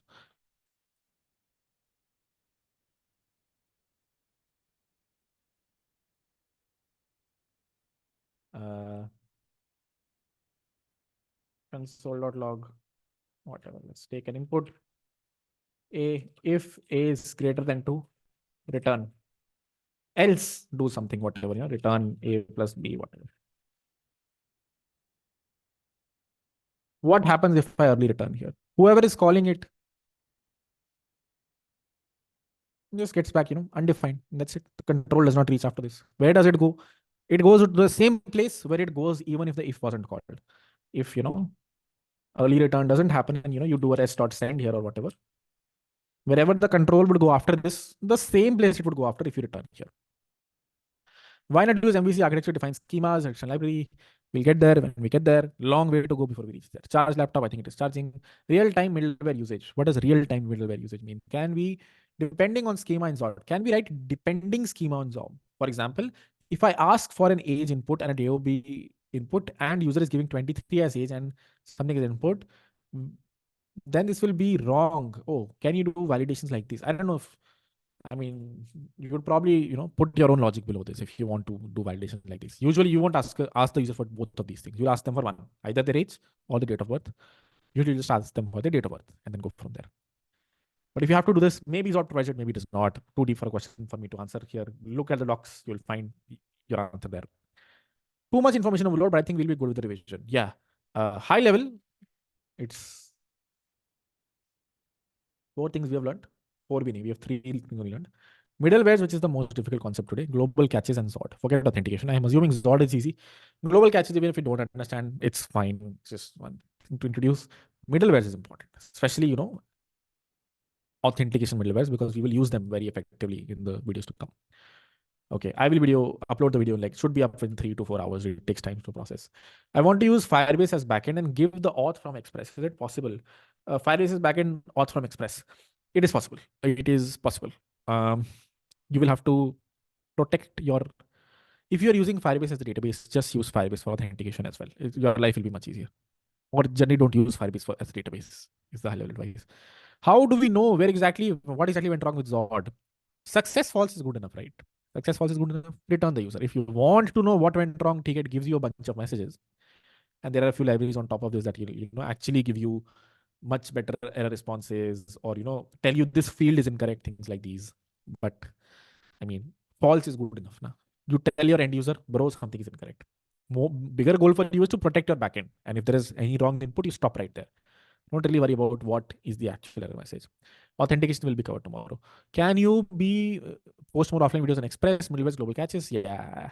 If needed, we will do it next week. Express, we've done a lot.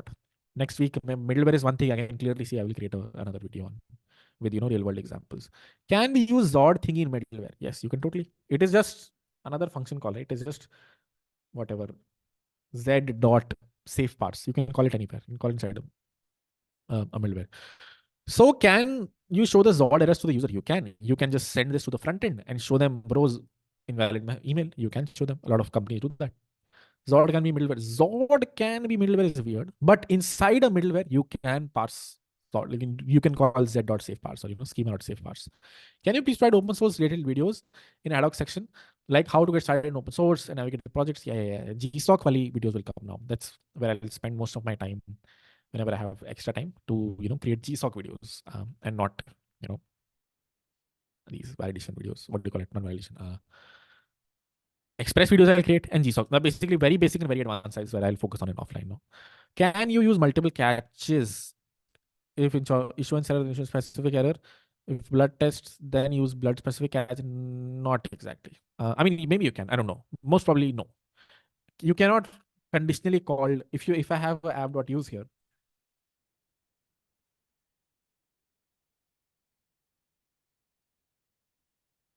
I can't conditionally call it, right? कि हाँ भाई, this specific route clear and this specific route cannot run. Similarly, if you have error, middleware probably cannot call them, for one and not for the other. If you want to do that, then you should use, the try catch. You should just wrap your this thing inside a try catch, which we can come to eventually. Can you explain global catches once again? Sure. Const express equal to require express. Const app equal to express. App.get slash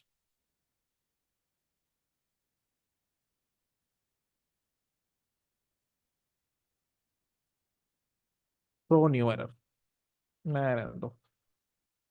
Console.log rec.body.kidneys not length.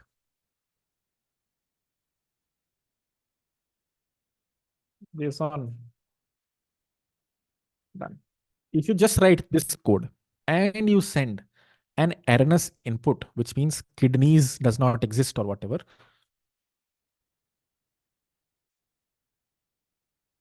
then what does your end user see?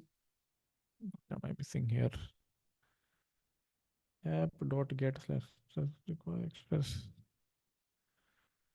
Oh, yeah, there you go. This is what the end user sees. If I go and hit this request inside Postman, the end user sees, oh, the hell. What is the URL? Basically this. User sees this. Cannot read properties of undefined kidneys. This is a very bad error to send to your end user, right? So I say, okay, bhai, rather than let your code be as it is, but at the end, add this.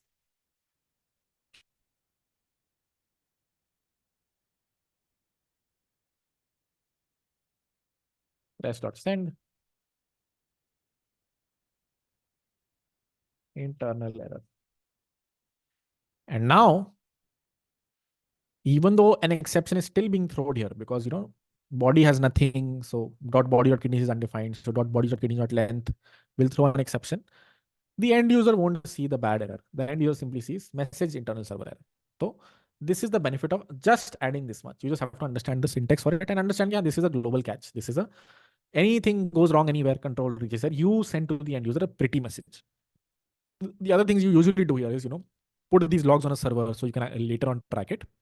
But high level authentication, we will understand more. Authorization code, the same for all. It means every time all the same. Is authorization code is same at all for means? Yeah, thoda, can you rephrase the question? Zod didn't provide error. It did. Right? I showed you a while back.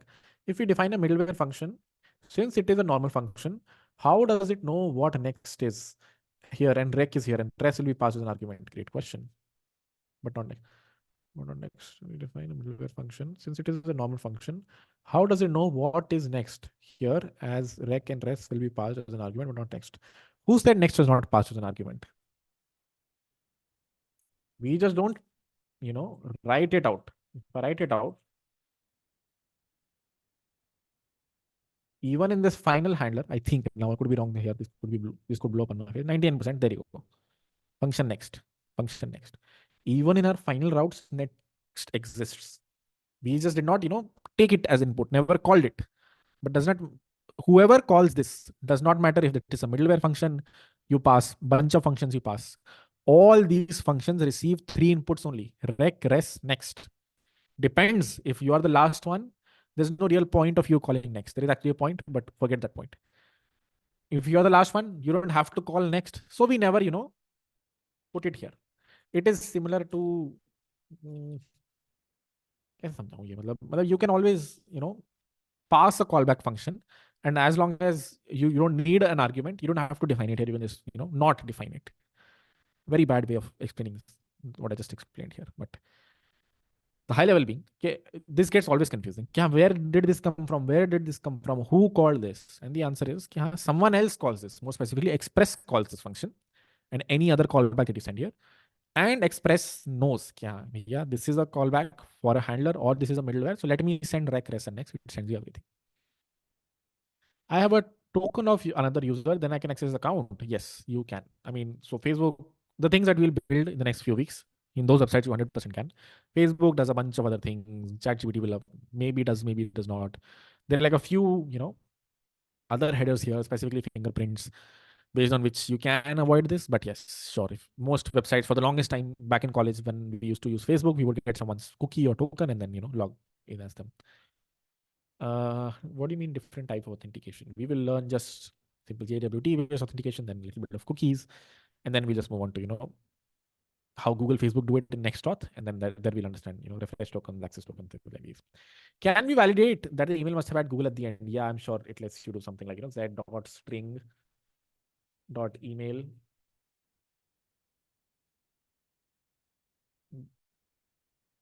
dot ends with or something like that. So you can do something like that. I'm sure Zod provides you something. How much we revise before tomorrow's class? I make sure you understand everything we've learned today, but other than that, you'll be fine. Can we group all the middlewares in an array and send example if we have more than 10? Can we group all the middlewares in an array? You can. I mean, you can do something like this. Basically, const middlewares equal to, express.json, comma, let's say, some user validator, comma, kidney validator. And then you're going to be like, app.gets this thing, dot middlewares and this. I think this will work. Most probably this syntax lets you, spread this array here as individual values. Few questions. Express function, its syntax that first is request and response parameters. What is the difference between single quotation and double quotation in string? Is it mandatory to use? So does, I mean, I'm sure there's some difference. Does not matter anyway. You put whatever you want.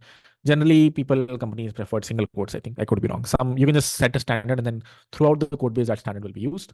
I don't understand your second question. Is the syntax the first request response parameter? Yeah, I don't understand the first question, Ripple. Isn't middleware supposed to be different server? No, it depends on the context in which you're using middleware. But here, no. Here, middleware, same server. Difference between z.string, z.string.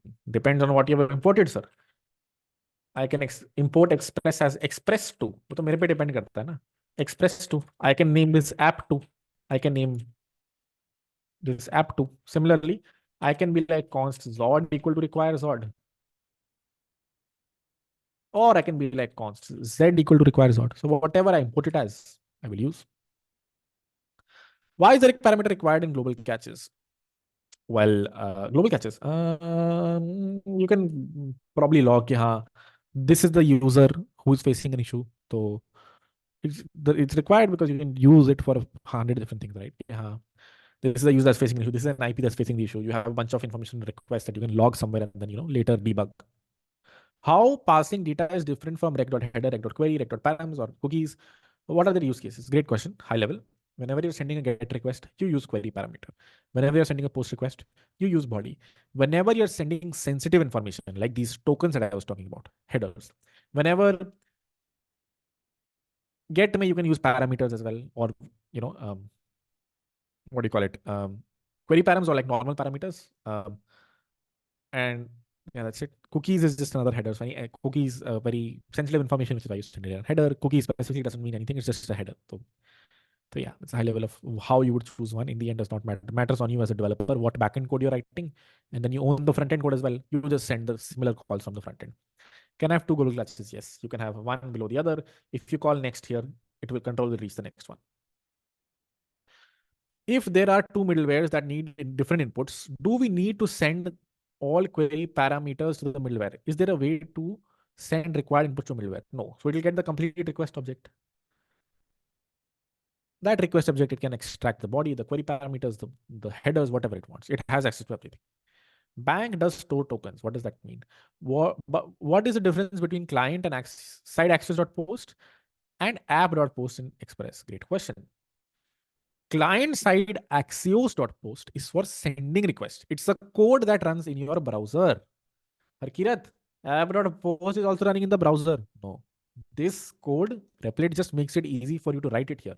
It is running on some backend machine of Replit, or I can just move this code locally. So this is for creating a route. That is for calling a route. That is for sending a request to a route. Can we use the same backend for website and app too? Yeah, you can. That's usually how it happens most of the times. I missed Express class. I couldn't understand some parts. What should I do? Go through the Express class and come back to this one. In production, do we define our middlewares? Yeah, you have the same code goes to production. There's nothing new there. Also middlewares have access to sensitive information. Could be security flaw. Bhai. Or just we. This also has access to sensitive information. Is that a security flaw? If no, then how does it matter if you're middleware? It's all code on your backend server. Middleware isn't running somewhere else on the client or jahan pe bhai there is sensitive information, bad things would happen. No, no, no, no. Just this is all backend code, including anything you write in your user validator, kidney validator or here. So they will have access to security information, and that is fine. You own this code. You have written this code. Don't write code that is insensitive, and then it will be fine. Is next called by default when we don't call it ourselves? No. You have to call it, else it will be stuck there. If I don't call next in a callback, control will be stuck here. It will not neither move to the route handler and nor basically it will just be stuck. The end user will not see any response coming back. It will eventually time out the request. I don't have a database of Gmail and some particular college, but I'm building a project on how can I know whether an email is valid or not, whether it's an actual present email. Oh, for that you have to send out an email. So when the request comes here, you use a service like SendGrid to send them an email. They get an OTP, they put an OTP, put OTP validation logic. We'll cover this eventually. Can we write depending schema on in Zod? Depending schema, for example, can I ask age? Oh, okay. Yeah, I think I answered that. You figure it out. Probably not. Probably not. I don't think there's an easy way to do that. Can we pass data from middleware to another middleware? Yeah, the way you do that is, we'll cover this tomorrow, but at high level, it's a very ugly way to do it, but this is how you do it. Regress. Next, you do something like this. And then here you can access. Just add it. You just shove more things to this request object. In case of global catch, why did we define next in middleware? It has nothing else to do with pass. Yeah, it has. I can have multiple error handlers, and this can pass it to this one. How can a rate limiter works if the app is deployed on two or more servers? Then it's a whole different beast. If you have a distributed app, then you have to have a distributed rate limiter, which sometimes you do it at an API gateway level, which means, in front of all your servers, there's another server which does rate limiting, or you do it at the load balancer level. Yeah, this won't work if you have multiple servers in a distributed fashion. Explain app reduce middleware and global catch. You should go back to the video and go through it again. And then if you still don't understand it, I will cover it in an offline video. Real-time middleware usage. Real life middleware usage you're saying. Maybe. I don't know. This is sort of like a middleware. Insurance check there is other room. Doctor cabin mein, you're not doing insurance checks and blood tests and BP checks. Doctor is like, I'm a busy man. This is my logic. Don't come here. Don't pollute my logic. Any extra logic, checks that need to happen outside. If you think valid, then come. It's very, sunky doctor. Have you seen sunky doctors who have glasses like these and very old and cranky? Those people are like, I'm the master of this room. So only if this is done, you come to me. These are all chota people sitting here. So they delegate all the tasks out here. This is what middlewares do. Upfront checks before your actual logic runs. Will there be mini project on backend to understand how things work together? Yeah, we'll do Paytm, enough backend, more backend than you need. And then in the 1-200 part, we will do Zerodha. That's more backend than you will ever need. Recap of Zod. So recap at a high level it's a library that lets you do Given a blueprint, lets you validate whether or not an input follows that blueprint. It's a high level. Go back to the video after the class and then go through it one, two more, three more times. 96, 95% understood. I think you should eventually. Some Python question I'm going to ignore. Someone posted a big code base, questions with which might be better to explore examples in hospital beyond hospitals. Okay, sounds good. Do we use Zod for body payload or only for headers? Everything we use for body, use it for headers, anything you want to validate. Explain postman process. Oh, there's a video last week offline. You should go through it. Is middleware a synchronous or asynchronous function? Depends on you. You are writing it. If your middleware, does just this, then it's fine. If your middleware has a set timeout, and inside the set timeout is when you call next after, let's say, 1 second, then middleware is asynchronous. Else it is synchronous. Why should login password be sent as a header and not as a body parameter? Great question. So login password can be sent as a body parameter. The token should not be body. Why? Because it needs to be sent in a get request also, which means someone hits the browser, also the cookie should go out. And how will they specify कि हाँ body में put my cookie? So high level, that's the reason. Just standard practice कि हाँ any authentication information goes there. Can we make middleware core asynchronous? Yeah, I just did here. You can see. If my application has more than one JavaScript page, do I need a global error handling needs JS? No, this is backend logic. This is not frontend logic. And you need a single, this thing irrespective of, how many routes you have, how many files you have them in. Please sum up auth again. We'll do it tomorrow. Talk about it. Don't worry about it. Are you using random status number in codes 411? So 411, I think, means something input is invalid, something like that, which is why I used it. It could be pretty random. I haven't googled it in a while. But at a high level, I just chose one from the 400 series.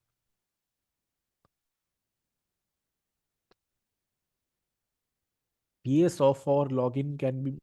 I don't understand this question, Ishan. Sorry. When are you getting Harnoor's standard course? I have it.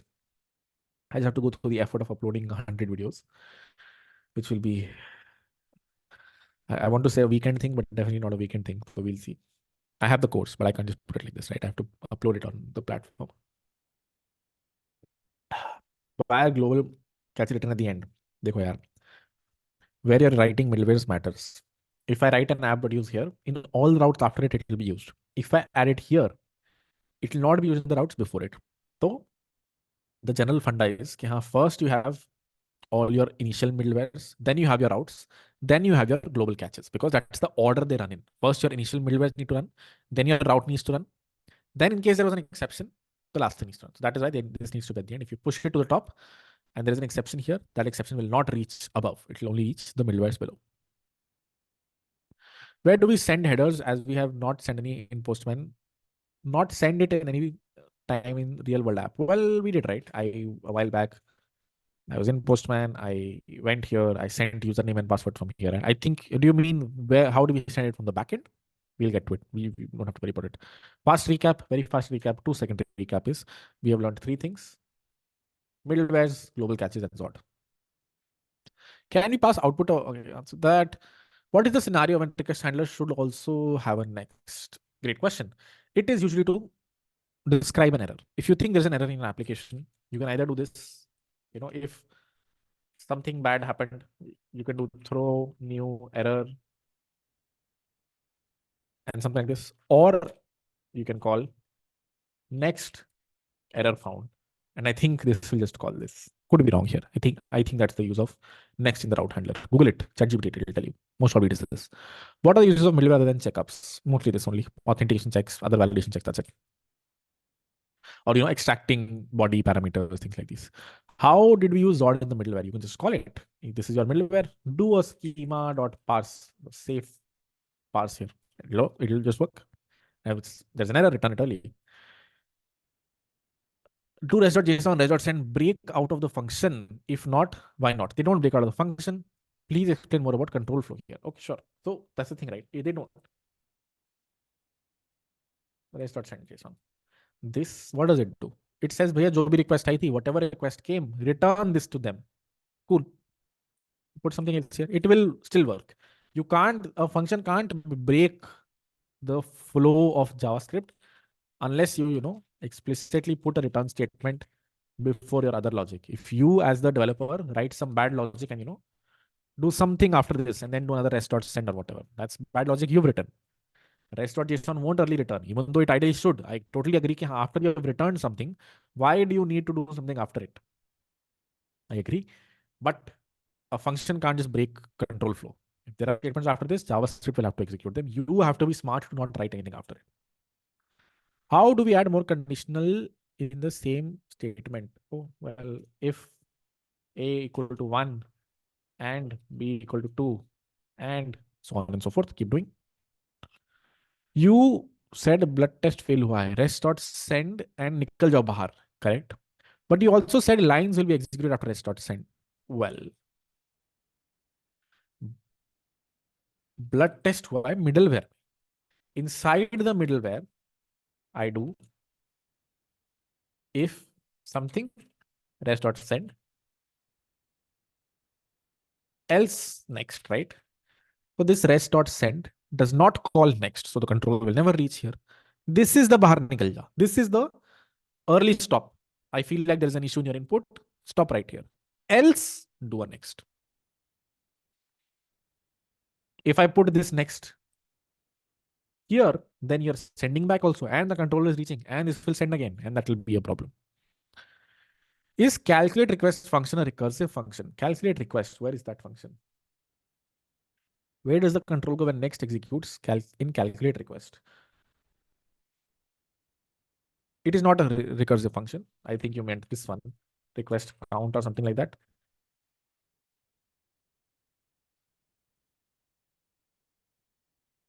I think you mean this one. And if I do app.use calculate request, then on every request,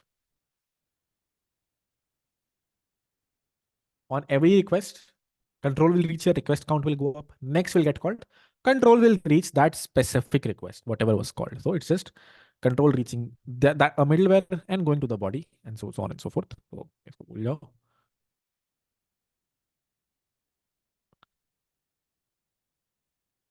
Okay, I'll upload the recording as soon as possible. When will we start real world projects?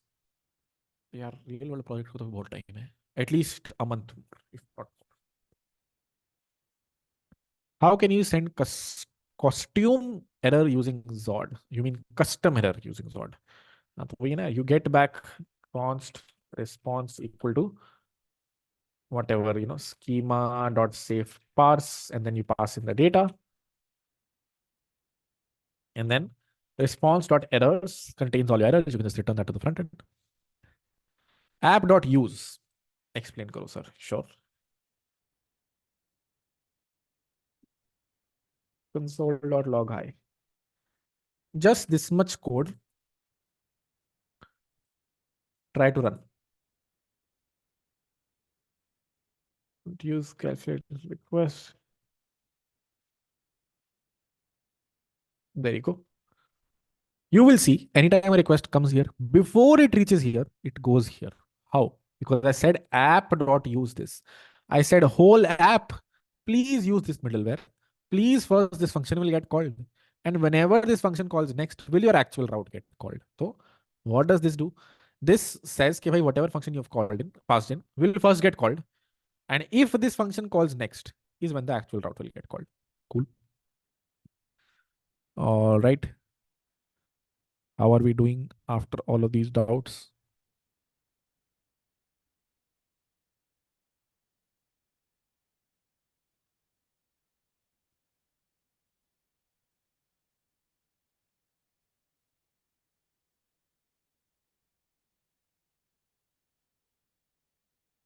%90.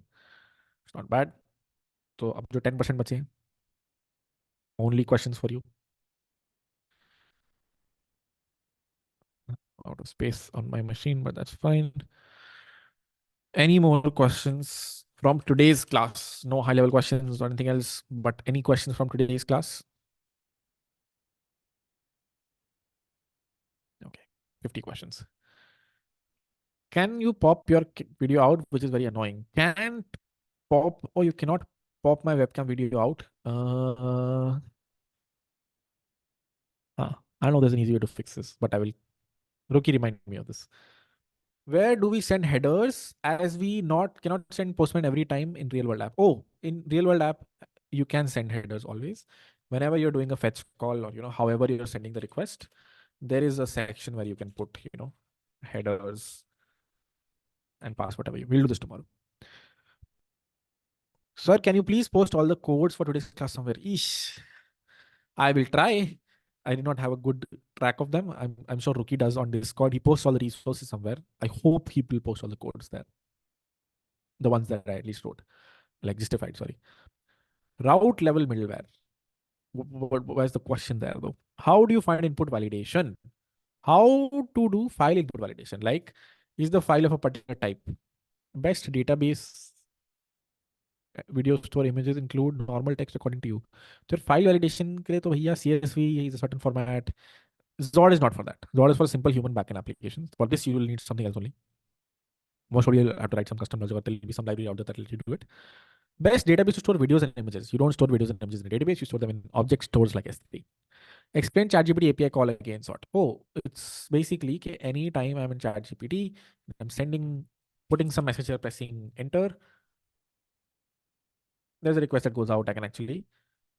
Oh wow, could not parse authentication token. Please try again. Did someone do something with my auth token? Maybe not. Let's try that one more time. Yeah, seems to work. So here I said, this is my request. It sends some payload. It sends some headers. And one header here is called authorization, which contains my token. If I show you this whole thing, you can basically hijack my ChatGPT account. Why the order of middleware function impacts request response cycle? Well, because if I define, app.use 1, then 2, then 3, then the way that they get called is first this gets called, then this gets called, then this gets called, then your out gets called. So that's why the order matters. My throat is beginning to hurt a bit, तो मैं थोड़ा आराम से बोलूँगा.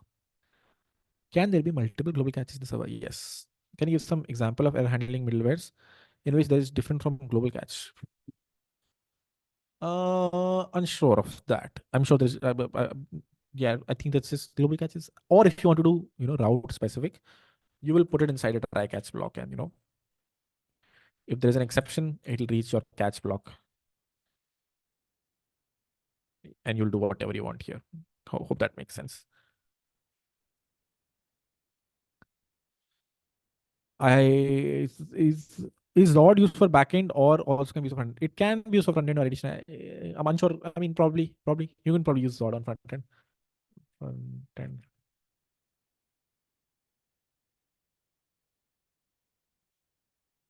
Unsure. Haven't really seen anyone use it. You probably can. You're doing anything in validate input function. How is the response getting stored in the route callback? In validate input function, what is this? Where is the validate input function? You're not returning anything here. How is the response getting stored in the route callback? If I was not returning it, that syntax was incorrect. If there is a function, oh, I wasn't. Correct. I should have though. So that's just my fault.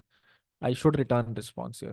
Whatever. If I do const, get the idea. Response equal to schema safe parse. I need to return it, and only then can whoever is calling it can use it. How are tokens stored in local storage are safe? Well, it's my browser, right? This is my browser. As long as someone else does not get access to my browser, they are safe. The problem comes when I am off my machine and my friend comes here and quickly opens my network tab and goes to local storage and pulls out my tokens. And if they do, then they're just lucky. How else will you do it? Like, you'll have to store it somewhere on the local machine only, right? IntelliSense give me suggestion that Zord number, not number. What is it? I have no idea. Could you? I mean, totally missed your question. Can you ask it here? Can you use middleware for some specific routes? Yeah, you can, right? As I said, just pass it here, and then this will just be used for this route. If you do an app.use, it will be used for all the routes. Authorization and authentication are the same. No, they're very different. High level authentication, I think, is the process of username, password validation, make sure you have access. Authorization is key. Even if you have access, you might have access to some things not have access to other things. That is what authorization means. I think interview question है, इसको Google कर लेना. When using HTTPS, the headers are also encrypted. Yes, everything is encrypted, including headers and everything else. It's basically end-to-end encrypted. Basically means I send everything from my machine. Beachmate is completely encrypted. When it reaches the server, it gets decrypted, and headers, body, everything gets decrypted. Sleep.js completed from sleep completed.js from assignments. What about it? Global help user is their server error. How will developer know what caused the internal server error? Well, yes, that's the thing, right? You log the in this global cache that you might have at the end, you log it on a server, and then you look at the stack trace, and then you figure it out. Or I mean, there's something called, forgetting the name, APM, application platform monitoring, where you literally track everything, including the inputs. So you can reach the stack trace, reach the input, figure out what the user was doing, things like these. Separate video to use Postman. I did one. Tell me if that's not enough, but maybe I didn't do enough in that. I just gave a high level. Sure, I can do a dedicated video on Postman. Let me write that down. Where do you send headers as we not? I mean, can send headers in Postman. You can send headers other places as well, like in the browser.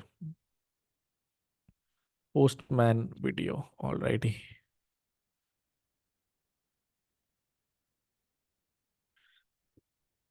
10 teams are working on an e-commerce project where if one team works on React, Node, it's off-topic question, Python question. How can we judge ourselves? Okay, off-topic question. But yeah, I understand logic, what app.use and app.get. All working with I understand logic, but how app.use? So go through the video again first, and then I'll create an offline video for this as well. React videos from cohort one. Let me think about that. How can you upload DevOps related videos? Previous cohort. We did not have too much DevOps in the last cohort. Where did you send headers, as we cannot send it in Postman every time in the real world application? Hitesh, I don't understand your question very well. Can you, using random status code? Oh, 411 I think has a significance. The status code. Please quick recap of Zord. भाई अब खत्म हो गया हूँ यार मैं. I'll do it in an offline video.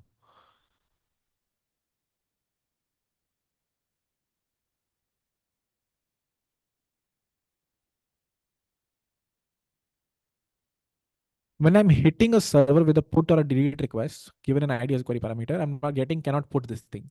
You might not have a put handler on your server, sir, or a delete handler on your server. That is why the default thing that Express gives you if a route does not exist is that error that you're saying, Yanas Sheikh. So most probably the problem is you don't have an actual handler. Can we use middleware for authentication and then we give him access to the main data feed? Can we use middleware? Then we give access to the main data feed. Yeah, middleware is used for authentication. We'll cover it tomorrow. Why so dressed up today? Also wonderful class. Thank you. And no reason. For authentication, can we use variable front end after login to keep track? Unsure. I understand. I don't understand the question, Ishan. All right, guys. Have to call it here. आँखें मेरी फट गई हैं. Happy if you have more questions, TAs are there. And I will cover middlewares at least, and maybe global catches in an offline video. I will cover Postman in an offline video. I've written this down. Thank you for joining. TAs are there after the class, and tomorrow's class we'll do something that's slightly disjoint from this. So even if you don't understand a few bits for this, tomorrow you'll be fine. But make sure you have a MongoDB database ready by tomorrow, so you can understand what's happening tomorrow. Cool. Let's call it here. Thank you all for joining. I'll see you guys tomorrow. Bye bye.